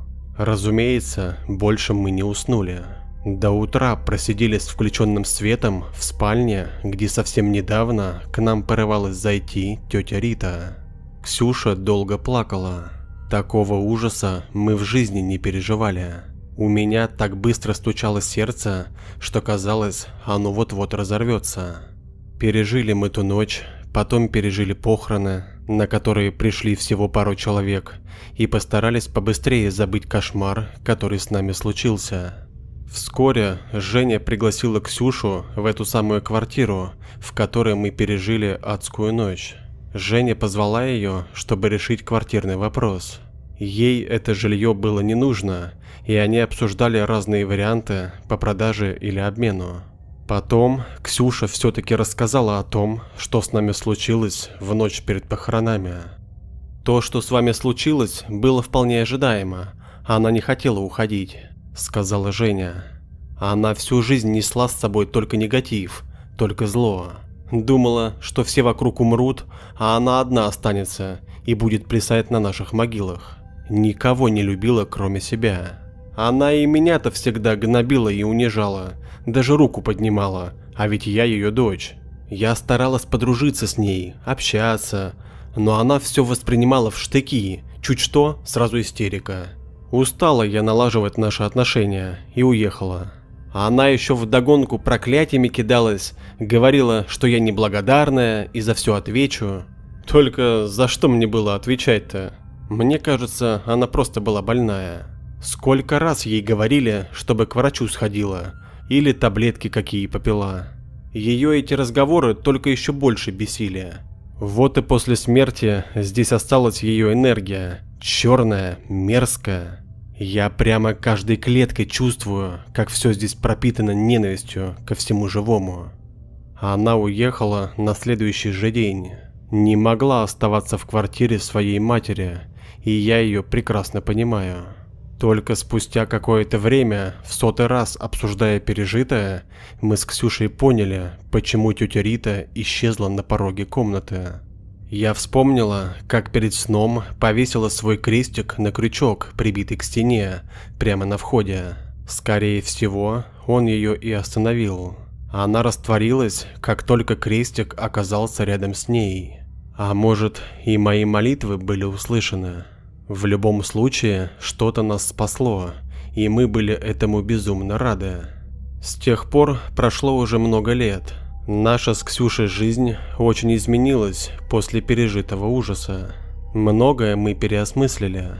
Теперь по жизни мы стараемся быть добрее, терпимее к людям. Мы уже видели, к чему приводит человеческая злость. Эта история случилась несколько лет назад. Я тогда только поступила в университет и переехала в Питер из своей крошечной деревеньки. Моя самостоятельная жизнь не заладилась почти сразу. В деканате что-то напутали, и мне не досталось места в общежитии. Друзей и родственников в Питере у меня не было. И ехать бы мне обратно до дома, до хаты, но родителям удалось каким-то чудом выкроить из скудного бюджета немного денег. Их как раз хватило на то, чтобы оплатить комнату в коммуналке на пару месяцев вперед. Понятное дело, несколько месяцев проблемы не решали. И хотя в университете клялись и божились, что в следующем семестре место обязательно найдут, я приняла решение искать работу. И здесь меня снова поджидали проблемы. Никто не горел желанием нанимать первокурсницу на пару часов в день. Разве что подозрительные личности, которым требовались совсем непрофессиональные данные. Но к концу первого месяца мне улыбнулась удача. Удалось устроиться в солярий, открывшийся недалеко от дома. Правда, всего лишь уборщицей. Должность не очень-то престижная для будущего юриста. Но в деревне я привыкла к тяжелой работе. Да и график был более чем удобным. Солярий закрывался в 10 вечера. После этого мне отводилось 2-3 часа на уборку. В общем, лекции прогуливать не приходилось. Помещения были не слишком большими, и уже около полуночи я могла идти на все 4 стороны. Все вроде бы наладилось, и ничто не омрачало мою жизнь. До тех пор, пока однажды я не задержалась на работе дольше, чем обычно. В тот вечер у меня страшно раскалывалась голова, и все буквально валилось из рук. Когда я с горем пополам закончила уборку, был уже 2 час ночи, и на улице не было ни души. Мой путь лежал через небольшой сквер, который облюбовали собачники и окрестные маргиналы. А главной достопримечательностью в нем был заброшенный еще, кажется, при царе Горохе общественный туалет. О том, что это туалет, я, кстати, узнала не сразу. Сначала думала, что небольшое строение с облепившейся лепниной, колоннами и единственным круглым окошком. Какой-нибудь склеп. Тем более оттуда постоянно тянуло затхлостью, а не тем, чем должно было. И стыдно признаться, этот туалет меня ужасно пугал. Даже когда было вокруг полно народу. А в ту ночь, как назло, даже местные любители выпить на лавочке куда-то подевались. Видимо, сладко спали где-нибудь под кустом. Я прибавила шагу, но все никак не могла избавиться от чувства, что из маленького окошка на меня кто-то смотрит. Глупый рациональный страх. К тому же возле заброшенных, обветшавших зданий такое ощущение может появиться у абсолютно любого человека. Все это глупости. Я старалась думать о предстоящем семинаре и уже почти успокоилась. Но как только поравнялась с этим дурацким туалетом, в окошке зажегся свет, а изнутри послышался плеск и какая-то возня, как будто что-то большое шлепает по мокрому полу. Вот тут я возблагодарила небеса за то, что вокруг было совершенно безлюдно, и никто не смог увидеть мое позорное бегство. Когда я остановилась и, превозмогая страх, обернулась, все было как обычно, никакого света, просто ветшающий домишко и звенящая тишина. Идиотское происшествие. Изрекла я на следующее утро, глядя в зеркало на свою заспанную физиономию. Зловещий туалет. Наверняка это местные бомжи наконец облюбовали уютное местечко. И забыть бы мне об этом случае, если бы подобное не повторилось еще несколько раз. Стоило немного задержаться и все. Тишина, темнота. Вокруг ни души и свет в окошке, как только я приближаюсь к заброшенному туалету. Возня с каждым разом становилась все громче, и я уже всерьез начала опасаться, что на меня оттуда что-нибудь бросится. К тому же в последний раз дверь, которая казалась не просто запертой, а уже вросшей в косяк, тихонько приоткрылась, как будто приглашая войти.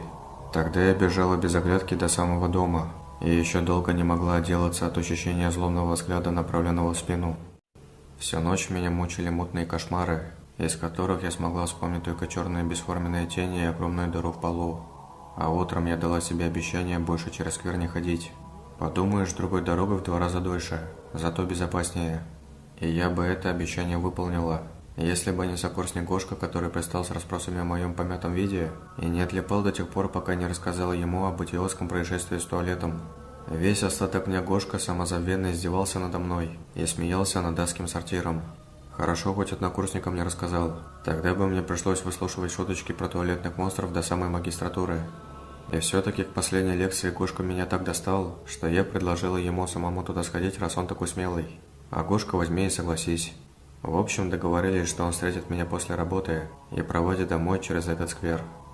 Когда я закончил убирать, он уже ждал у дверей, бурча, что мне не обязательно было селиться в такую тьму таракани. Мне ужасно хотелось побыстрее оказаться дома, позволить Гошке и дальше смеяться над моей мнительностью и забыть обо всей этой истории. Но Гошке срочно понадобилось пиво, и мы битый час потратили на то, чтобы найти круглосуточный магазин. Когда мы оказались в сквере, было уже часа 2 ночи, и само собой нас встретили привычная тишина и пустота. Гошка нес какую-то околесицу про препода по истории, но как только мы добрались до злосчастного туалета, он вынужден был замолчать, потому что свет в мутном окошке вспыхнул как по волшебству, как будто там был установлен какой-то детектор движения, а изнутри послышалась возня. «Ну точно кто-то прикалывается», – заключил Гошка после минутного молчания. «Эй, кто там? Что за фигня?» И раньше, чем я успела его остановить, оказался у двери. «Сейчас я им покажу, как пугать рабочую молодежь», – пообещал Гошка и, распахнув дверь, скрылся внутри. Я успела увидеть только огромную дыру в полу. После этого дверь захлопнулась. «Ну и вонища тут!» – донесся до меня Гошкин голос. Это было последним, что он сказал в жизни. Чертовски обидно умереть вот так, сказав какую-то глупость.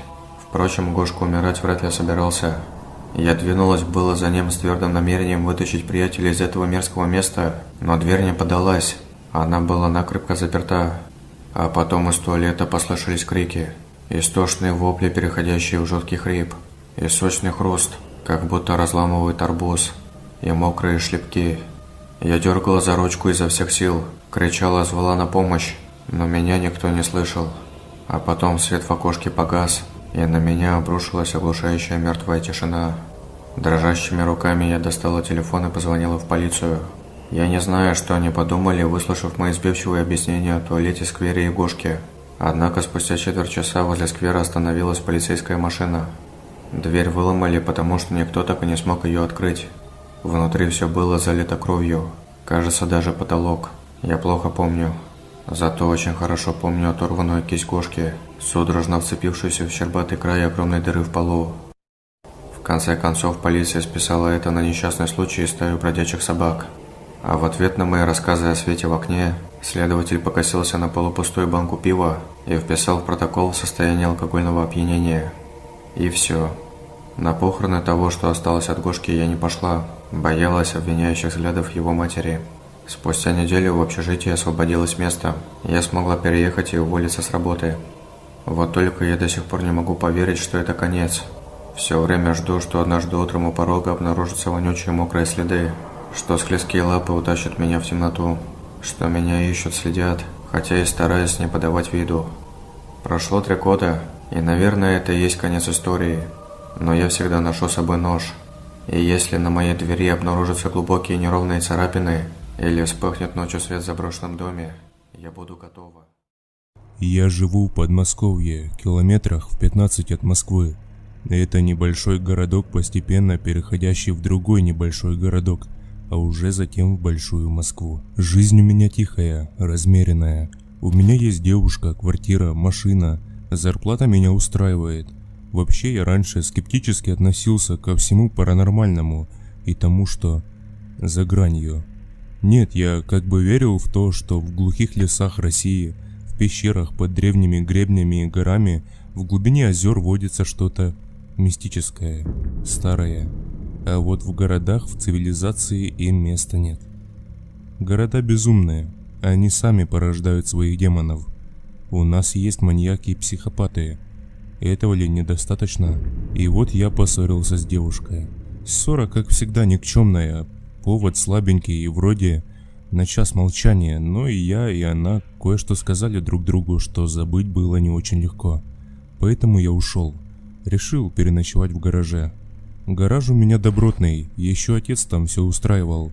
А поскольку и он, и я не в меру чистоплотные, то там очень чисто. Все инструменты по полочкам, в тумбочках и в верстачном столе. Машина под брезентом. Небольшой диванчик, хотя мне в самый раз. Пол забетонирован, есть лампы и настольная, и общий свет. Стоит шкаф для мелочей, даже раковина с бидоном и ведерком. Был вечер субботы, и я, не особо желая срываться к друзьям, поскольку ссора оставила осадок, заливать который алкоголем или веселой гулянкой не хотелось. Взял пару вещей и теплое одеяло. В кооперативе меня встретили кивками и вопросами о делах. К слову, гаражный кооператив расположен недалеко от центра города, около 40 гаражей в нем, а местный контингент можно поделить на 3 категории: пенсионеры, мои ровесники и молодежь. Все ведут себя тихо, но иногда, конечно, кто-то из молодых даст газу на весь кооператив своим недавно купленным старым Юпитером или Явой. А так, ни драк, ни пьянок, что сказать, скучающая провинция. Я приготовил диван, сходил поужинал в ресторанчике недалеко, купил в магазине бутылку воды и печенье, приготовился к вечеру. У нас в кооперативе запрещено оставаться после 9 часов, поэтому без 5 минут до закрытия я вышел, а спустя полчаса просто влез через забор. Собаки недалеко от моего гаража лишь вильнули хвостами и опустили головы на свои лапы. Я тихонько открыл дверь гаража, прокрался внутрь и закрыл дверь. Включил лампу, расстелил теплое одеяльце, натянул плотный свитер. Октябрь вам не шутки. Достал книжку и улегся. Спать я обычно ложусь поздно, профессия позволяет, поэтому я полностью расслабился. Примерно в 11 часов я услышал голос сторожа. «Белый, Катя, Сима, а ну по будкам!» За этим возгласом послышался негромкий лай и стук железных мисок, а затем топот собак. «Сима!» — снова крикнул сторож. Тишина, и я прислушался.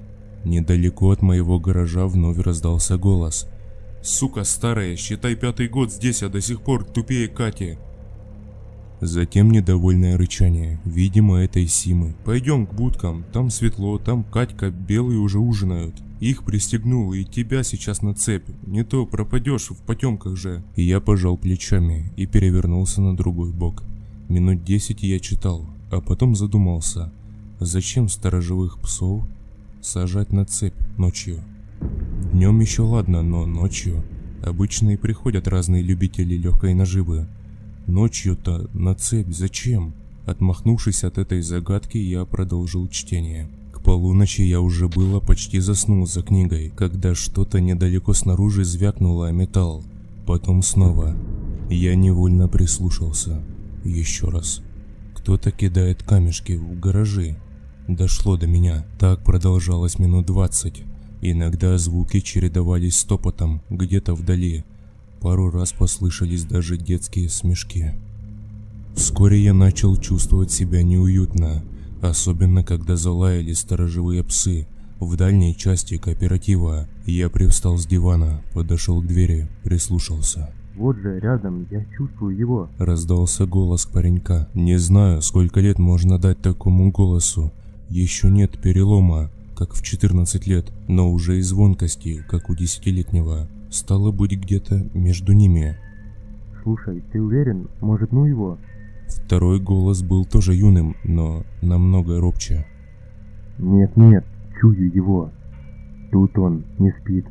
Страха нет. Голос казался азартным. Я сглотнул комок. Что делают двое парнишек поздно ночью среди гаражей? Выманить надо, напугать. По страху найду, повеселимся сегодня. Голос злорадствовал. Слушай, может он нас даже не слышит. Сидит где-то пьяный. Оставим, пусть сидит. Я не голоден. Да ты никогда не голоден. Вечно свинью не распускаешь, даже собаку сожрать не можешь. Я услышал звук глубокого вдоха через нос. Здесь он, совсем рядом. Затем раздался скрежет металла, будто кто-то отверткой по стене соседнего гаража повел. Собаки протяжно завыли, и тут я услышал плач. Дяденька, откройте, пожалуйста, тут собаки. Дяденька, прошу вас. Это был голос робкого парня, ему вторил другой. Эй, откройте, тут собаки. Пожалуйста, откройте, мы не хотели, дядя. И прямо за словами кто-то забарабанил в дверь гаража рядом. Я отпрянул от двери. Пожалуйста. Завизжал робкий голос. Откройте, скорее. Поддержал другой. Звон ладошек о металл стал громче. Помогите кто-нибудь, уберите собак. Собачьего лая не было слышно, но голоса кричали так, как будто их заживо сжирают псы. Тем не менее, дверь я не открывал. Что-то меня настораживало в этих голосах. После серии предсмертных хрипов все стихло. Ну как, не открыл? Властный голосок словно укорял своего друга. А ведь тогда тоже не открыл. Снова втягивающийся воздух. Теперь мне не надо стучаться, лишь бы учуять. Прекрати, не надо его убивать. Мы же сами виноваты. Робкий голос утонул в рычании властного. Да, но нас могли бы и впустить, но никто не впустил. Так ты бы его разорвал. Я вцепился в засов на двери. Сердце стало тяжелым и прилипло к костям грудной клетки. Внезапно я понял, что пропал. Я боялся. Сзади меня в гараже раздался смешок. Гав, сейчас я тебя укушу. Я рванул засов и вылетел из гаража. Передо мной стоял владелец робкого голоса. Мальчик лет 12. Шорты и майка были разорваны в клочья. Половина шеи отсутствовала. Невозможно было понять, как она держится. Щиколотки и руки в запястьях обглоданы. Одна щека свисает вниз. Тут и там царапины и следы укусов. Бегите к будкам. Пискнул он своим гигантским, разорванным ртом. Я заорал в ответ и помчался к будкам. Не знаю, что в тот момент меня больше заставило это сделать. Его совет или наличие у будок собак и сторожа. Сзади раздалось рычание и вой, скулёж и гавканье, переходящее в детский злорадный смех. На спину кто-то прыгнул, и я, покачнувшись, упал. Что-то вцепилось мне в плечо. Прокусил свитер. Прокатившись по земле, я понял, что-то, что грызет мое плечо, бесплотно. Я не мог ни нащупать это, ни скинуть. Истекая кровью и вереща, я как-то поднялся и вновь побежал к будке. Существо, которое я видел краем глаза, свисало у меня сбоку. И было похоже на робкого паренька, только искусано сильнее, возможно, из-за отчаянного сопротивления. Лица я не видел, лишь волосы головы, вцепившиеся мне в плечо. Я кричал и бежал к будке. Боль в плече становилась сильнее. Он сдавливал своими челюстями, будто хотел откусить кусок мяса. Снова раздался голос робкого паренька, только слева. «Лицо закройте руками!» Я прикрыл ладонями лицо и рванул сильнее вперед. Внезапно раздался выстрел. Руки и тело обдало мелкими противными укусами, и я закричал сильнее. Боль в плече отступила. «Господи, твою ж мать, мужик, ты жив? Мать твою, уйди, нечистая!» Раздались еще несколько выстрелов. Позади послышался вой. Я плакал, руки щипало, плечо ныло. «Сейчас скорую вызовем, начальнику позвоню. Быстренько тебя в неотложку. Ты держись, как кровь сильно идет. Плечо цело, а глаза...» Я промямлил, что плечо и руки болят. «Глаза целые», констатировал сторож. Видимо, судил по моим слезам. Я обнял его за ногу и скулил, чтобы он не уходил. В итоге сторожу пришлось тащить меня на себе. У него в домике я вырубился. Очнулся уже в больнице. Было утро. Никто из родных и друзей еще не знал, что я здесь. У койки, на которой я лежал, стоял незнакомый мужчина. Заметив, что я испуганно озираюсь, он тихо заговорил. «Не бойся, они только среди гаражей появляются, и то редко. Не повезло тебе, но жив же. От бешенства проколоться и все». «А руки что?» – спросил я, заметив пластыри на них и по всей верхней части тела. «Соль. У сторожа ружье ей заряжено. Хорошо, что свитер плотный у тебя, и руками лицо прикрыл от выстрела. Ему же надо было это сбить с тебя, а у Соли-то кучность не очень. Главное, что жив. А вот насчет мозгов у тебя как? Ты часом не двинулся?» Я посмотрел на него и понял, что он сомневается в моем рассудке.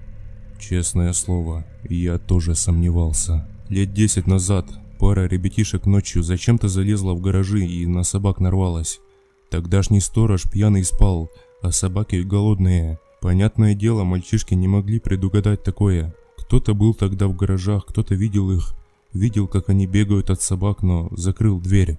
Даже не прогнал собак, понимаешь? Может, маньяк какой или просто тварь, которой интересно было.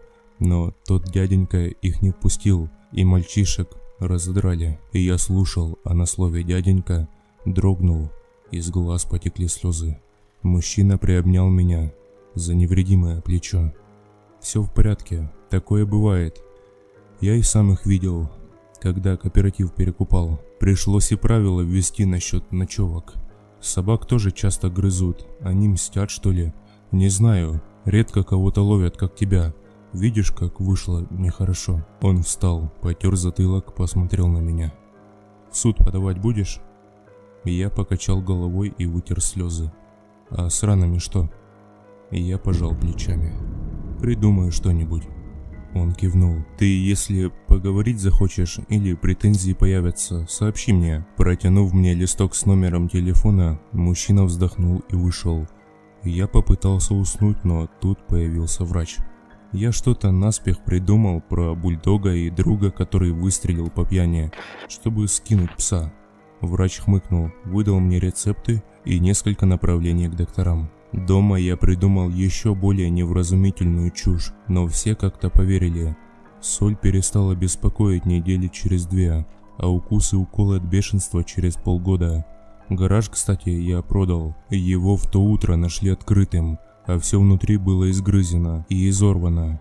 Пару раз встречался с владельцем кооператива, чтобы успокоиться и перестать считать себя сумасшедшим. А шрам, кстати, совсем не напоминает укус бульдога. Обычная челюсть, человеческая.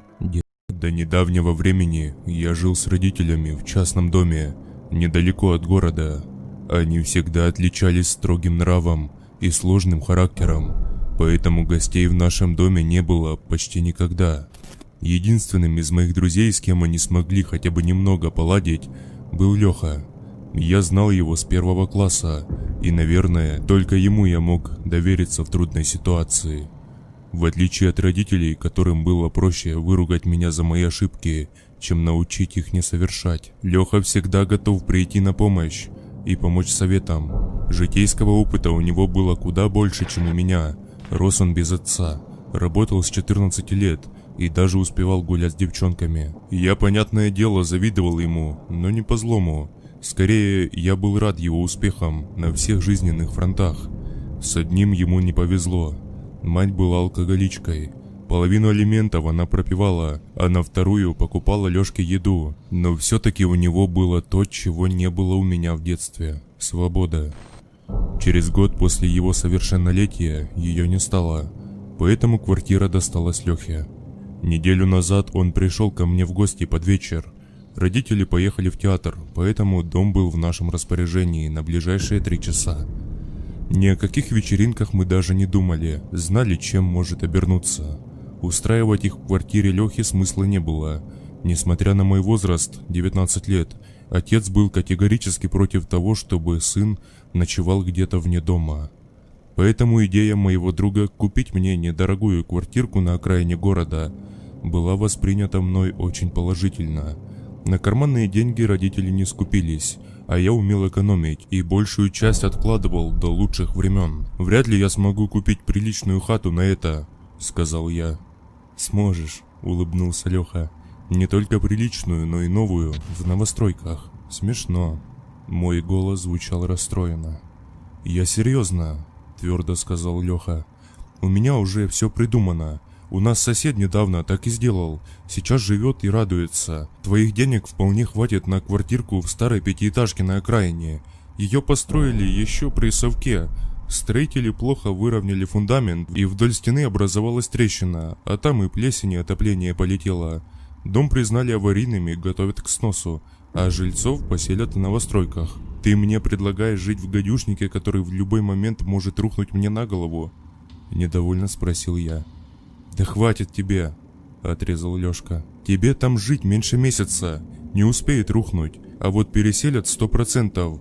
Бесплатно получаешь двушку в новостройках. Как тебе мотивация?» Я сказал ему, что подумаю и дам свое решение завтра днем. Нужно было все обговорить с родителями, да и морально подготовиться к покупке в случае их согласия. Разговор был долгий. Я приводил тучу аргументов за покупку и несколько раз объяснял Лехин план. Спустя приличный отрезок времени мать все-таки поддержала мою идею, а за ней и отец. Хотя скорее он поддержал ее, чтобы я наконец-то отвязался от них. Но мне было все равно. Я был счастлив и на следующий день поехал к Лехе. Он показал мне объявление о продаже, которое на днях нашел в интернете. Просили чуть меньше той суммы, которую я накопил. Продавец оказался адекватным молодым парнем, чуть старше нас с Лехой. Квартира досталась ему от бабки, которую он знать не знал, поэтому никаких теплых чувств к жилью не испытывал и выставил его на продажу через день после вступления в наследство. Квартира находилась на 4-м этаже. Железная дверь выделялась на фоне ободранных и изрисованных стен, но за ней находилось не лучшее зрелище. Пахло так, будто здесь проводили свои лучшие годы районные коты, а обои были отклеены в некоторых местах. Вместо люстры в коридоре была одна слабо горящая лампочка. Окно на кухне было треснуто в нижнем углу. Благо было лето, поэтому пережить здесь 2 недели не означало гибель от обморожения. В большой комнате был выход на балкон. Стоял старый телевизор и диван, на котором и померла бабка. Его мы сразу собрали и накрыли простыней. Мы не были особо суеверными, но не очень хотелось сидеть на том месте, на котором когда-то умер человек.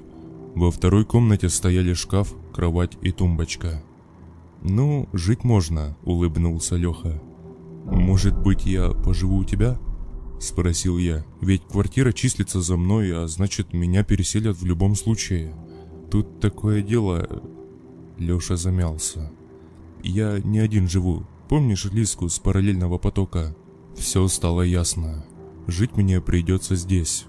По крайней мере, здесь есть все удобства, а от внешнего мира меня надежно защищает железная дверь. Ехать ночевать к родителям мне не позволяла совесть, да и не особо хотелось видеть выражение лица отца, который увидел беспомощность и неготовность своего сына к самостоятельной жизни. Под вечер мы перевезли мои вещи от родителей, и Леха уехал домой. На ужин у меня была только вода из-под крана, поэтому я решил сходить в магазин. Пятиэтажка стояла немного отдаленно от остальных домов. Из-за этого путь до магазина отнимал приличное количество времени. Когда я вернулся, на улице стемнело, зажглись фонари. Возле моего подъезда я заметил силуэт. Немного замявшись, все-таки решил подойти. «Ты кто такой?» — спросил силуэт женским голосом. «Я тут живу», — ответил я, развернувшись от подъездной двери. Силуэт затушил сигарету и приблизился ко мне. Это была женщина невысокого роста, средних лет, неплохо сохранившаяся для своего возраста, но с прокуренным голосом. «Людмила», — она протянула руку. «Сергей», — ответил я. «И давно ты здесь, Сергей?» «Сегодня въехал, а вы?» «Всю жизнь. И я никуда отсюда не уберусь. Чинуши считают, что нас можно легко отсюда вышвырнуть. Обещают новые квартиры, а дадут койку в общежитии. В лучшем случае», — разговорилась Людмила. «Но не тут-то было. Я лучше здесь поживу, пусть меня эта трещина хоть поперек квартиры пройдет». «Здесь много кто живет?» – поинтересовался я из вежливости. «Нет, я, да Борис Анатольевич. Он раньше на флоте служил, ему эту квартиру за выслугу лет дали. Потом у него дочка с семьей в аварии погибла. Вот он один тут остался, на 5-м этаже живет». Мы поговорили еще пару минут, пока из темноты двора не показался еще один силуэт. Его осанка была ровная, а шаг твердым, но хромота на одну ногу и тяжелое дыхание выдавали в нем старика. «Знакомься, Сереженька, Борис Анатольевич». Людмила кивнула в сторону силуэта. Человек вышел на свет. Это был пожилой мужчина с седой головой и усами. Я протянул ему руку, но ответа не последовало. Его глаза выдавали тревогу. Он явно был чем-то обеспокоен, но интересоваться я не стал. «Дверь ночью не открывай», — строго сказал старик. «Дверь?» — переспросил я. Старик не ответил и молча поспешил вверх по лестнице. Мы с Людмилой переглянулись. Ответов не было, поэтому спустя некоторое время мы разошлись по домам. Не знаю почему, но просьба с дверями меня немного озадачила. На ночь я закрыл железную дверь на все обороты, а также дверь, ведущую в мою комнату, последнюю на небольшой шпингалет. Долго не мог заснуть. В голову лезли разные мысли. Сказывалось новое место. Да и старик не выходил из головы. «Наверное, маразм», — подумал я и успокоился. Ночью меня разбудил грохот из квартиры сверху. Как будто там двигали по полу что-то тяжелое. Потом тяжелые шаги. Снова грохот. И последней каплей стало что-то стеклянное, разбившееся об пол. Я встал с кровати и постучал ремешком от часов по батарее. Грохот прекратился. Остаток ночи прошел спокойно. На утро перед институтом я встретил около подъезда Людмилу и вежливо поинтересовался, что за квартира надо мной. Она, улыбнувшись, ответила: «Борис Анатольевича квартирка, точно маразм, крайняя стадия, вещи двигает», — подумал я и, улыбнувшись Людмиле, пошел на учебу. День прошел как обычно. После пары я заглянул к Лехе, познакомился с Лизой и провел у него время до вечера. Домой возвращался поздно. Под светом фонарей возле подъезда вновь стоял силуэт. «Как день прошел, Людмила?» Я улыбнулся соседке. Она не ответила, а лишь посмотрела на меня испуганным взглядом. «Что-то случилось?» – поинтересовался я. «Сереж, я не знаю». Ее голос дрожал. Заикаясь от страха, она продолжила: «Я только что вернулась с работы, стояла тут, курила, а потом вдруг перевожу взгляд на свое окно, а там свет включился». Она взглотнула слюну и выдохнула. «А потом раз и выключился. Может, там есть кто?» «Хватит вам», — улыбнулся я. «Дому лет больше, чем нам с вами вместе. Вот проводка и шалит. Хотите, я зайду, проверю?» «Если не трудно, Сереж».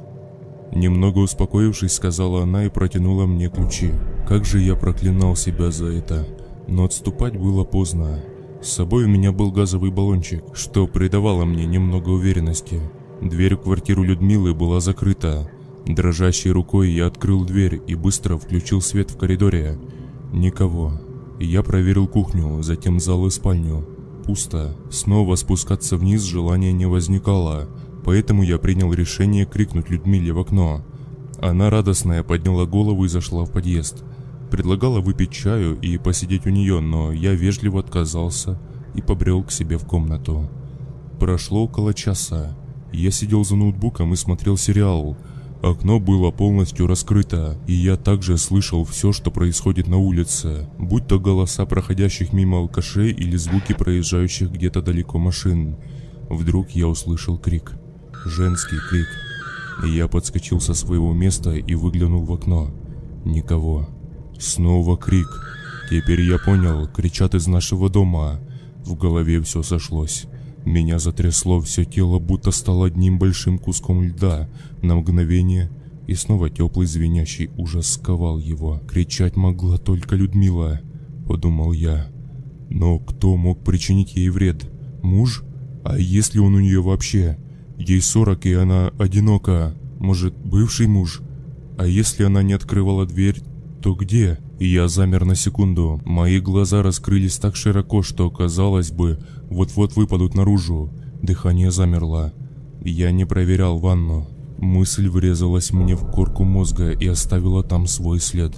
Ступор отступил, и я схватил телефон и спрятался за занавеской, чтобы видеть, кто выходит из подъезда, и если понадобится, опознать преступника в полиции. Диспетчер сообщил, что наряд уже выехал и скоро будет там. Полицейский Бобик примчался за 10 минут. За это время из подъезда никто не выходил. В дом забежали 3 полицейских, а один остался ждать на улице. Я махнул ему рукой и назвал номер квартиры, чтобы они могли взять у меня показания. В дверь постучали. Это были 2 оперативника. Они записали все, что я им рассказал, а потом пригласили в квартиру. Тело Людмилы лежало в ванной. Кровавый след тянулся от ванной до окна на кухне. Наверное, она хотела позвать на помощь или спастись бегством. Причину смерти на месте не установили. Ни одной раны. Кровь просто лилась из ее рта, а ногти на руках были сломаны, словно она с кем-то дралась перед смертью. По словам полицейских, дверь пришлось вскрывать, а это значит, что у преступника был доступ к квартире. Предположение следователя: убийца покинул здание через чердак и вышел в другую дверь, которая ведет в сторону леса и находится с противоположной моему окну стороны дома. Ночевать одному было невыносимо и тяжело. Я позвонил Лехе и предложил ему приехать ко мне. Леха с неохотой, но прибыл. Лиза сегодня ночевала у себя дома, поэтому его ничего не держало. К слову говоря, про деда-маразматика сверху я не стал рассказывать полиции. Какой смысл? Они начнут его допрашивать, а он перед ними тумбочку двигать будет, думал я. Ночь прошла так же, как и всегда. Около 4 часов я услышал знакомый грохот и тихий-тихий голос. А потом снова удар чего-то стеклянного об стену и громкие шаги, будто старик начал прыгать на месте.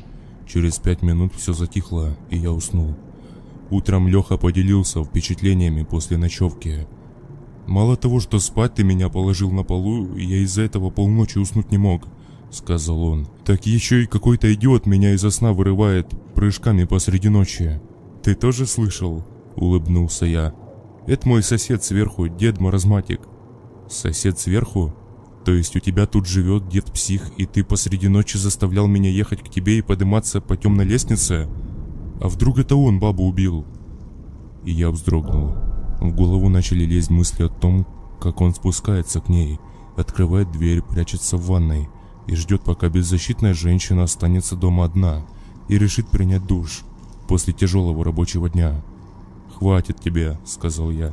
«Он дышит еле-еле, а уж на убийство и подавно не способен». День пролетел быстро, было всего 2 пары, поэтому домой я вернулся рано. В квартиру к Людмиле приходил ее брат. Я встретил его на площадке и расспросил по поводу семьи Люды. Он рассказал, что семьи у нее нет и не было никогда. Не повезло в жизни. А сам он живет в другом городе и приехал сюда только на похороны сестры. Остаток дня я провел дома, смотрел сериал, спать лег рано, настроение было плохое. Ночью меня снова разбудил шум сверху. На этот раз прыгали чаще и сильнее, словно пытаясь пробить ногами пол. Кое-как мне удалось уснуть. Встал я очень рано, слова Лехи не выходили у меня из головы. Неужели дед правда способен на нечто подобное? Все-таки я решился позвонить в полицию. Наряд приехал спустя час. Они отчитали меня за то, что я не сразу рассказал о всех жильцах дома. Даже пугали условкой. Когда я рассказал про деда и мои подозрения, следователь принял решение сразу допросить старика. Мне сказали идти с ними, как понятому. Стучали в дверь долго. Борис не открывал. Тогда следователь решил выломать дверь. Благо, та была деревянной. За дверью была ухоженная квартира. На стене висели портреты Бориса Анатольевича и его семьи. Но самого деда нигде не было. Дверь в спальню была закрыта. Следователь постучал. Тишина. Тогда он приказал оперативнику выломать и эту дверь. Последняя преграда слетела с петель, и мы зашли в комнату. Бледное, лысое и худое тело Бориса Анатольевича сидело в кресле перед огромным зеркалом.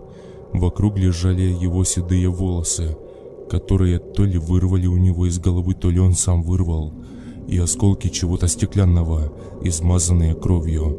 Глаза старика были открыты и смотрели на отражение двери в зеркале. Он смотрел прямо на нас. Следователь вызвал скорую, и старика увезли. Я остался дома.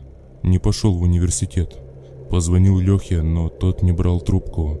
Стало одиноко и жутко. На ночь я закрыл все двери и окна, лег спать с включенной лампой и кое-как заснул. Рассветало. Я открыл глаза, смотрел в потолок и думал, вдруг грохот сверху, прыжки и быстрый бег по квартире. Теперь по утрам пробежкой занимается, подумал я. Осознание ситуации пришло через пару секунд. Я вскочил с кровати и набрал номер полиции.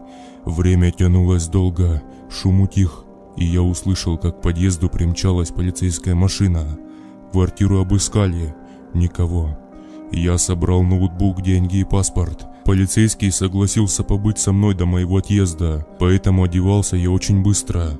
От всего ужаса я даже забыл, куда кинул мобильник, поэтому пришлось набирать на него с домашнего телефона, которым я никогда до этого момента не пользовался. По дороге к Лехе следователь рассказал мне результаты вскрытия деда. Оказывается, он был мертв уже 3 дня, как минимум. Значит, убили его в тот день, когда он сказал нам про двери. Уехал к Лехе, просидел у него до вечера, пока тот был в институте. По его приходу домой мы решили взять с собой 3 наших друзей и забрать мои оставшиеся на квартире вещи. Фонари начали зажигать, когда мы подходили к дому. И это была плохая идея идти вечером. На подходе к дому я перевел взгляд на свои окна. Свет включился на мгновение и потух. Я чуть в обморок не упал. Как вернулись домой, не помню. Помню только, что кричал всем уходить назад от этого дома. Теперь живу у Лехи. Жду снос дома. А недавно обнаружил у себя пропущенный вызов с домашнего телефона своей квартиры. Симку выбросил вместе с мобильником. Не мои это больше проблемы.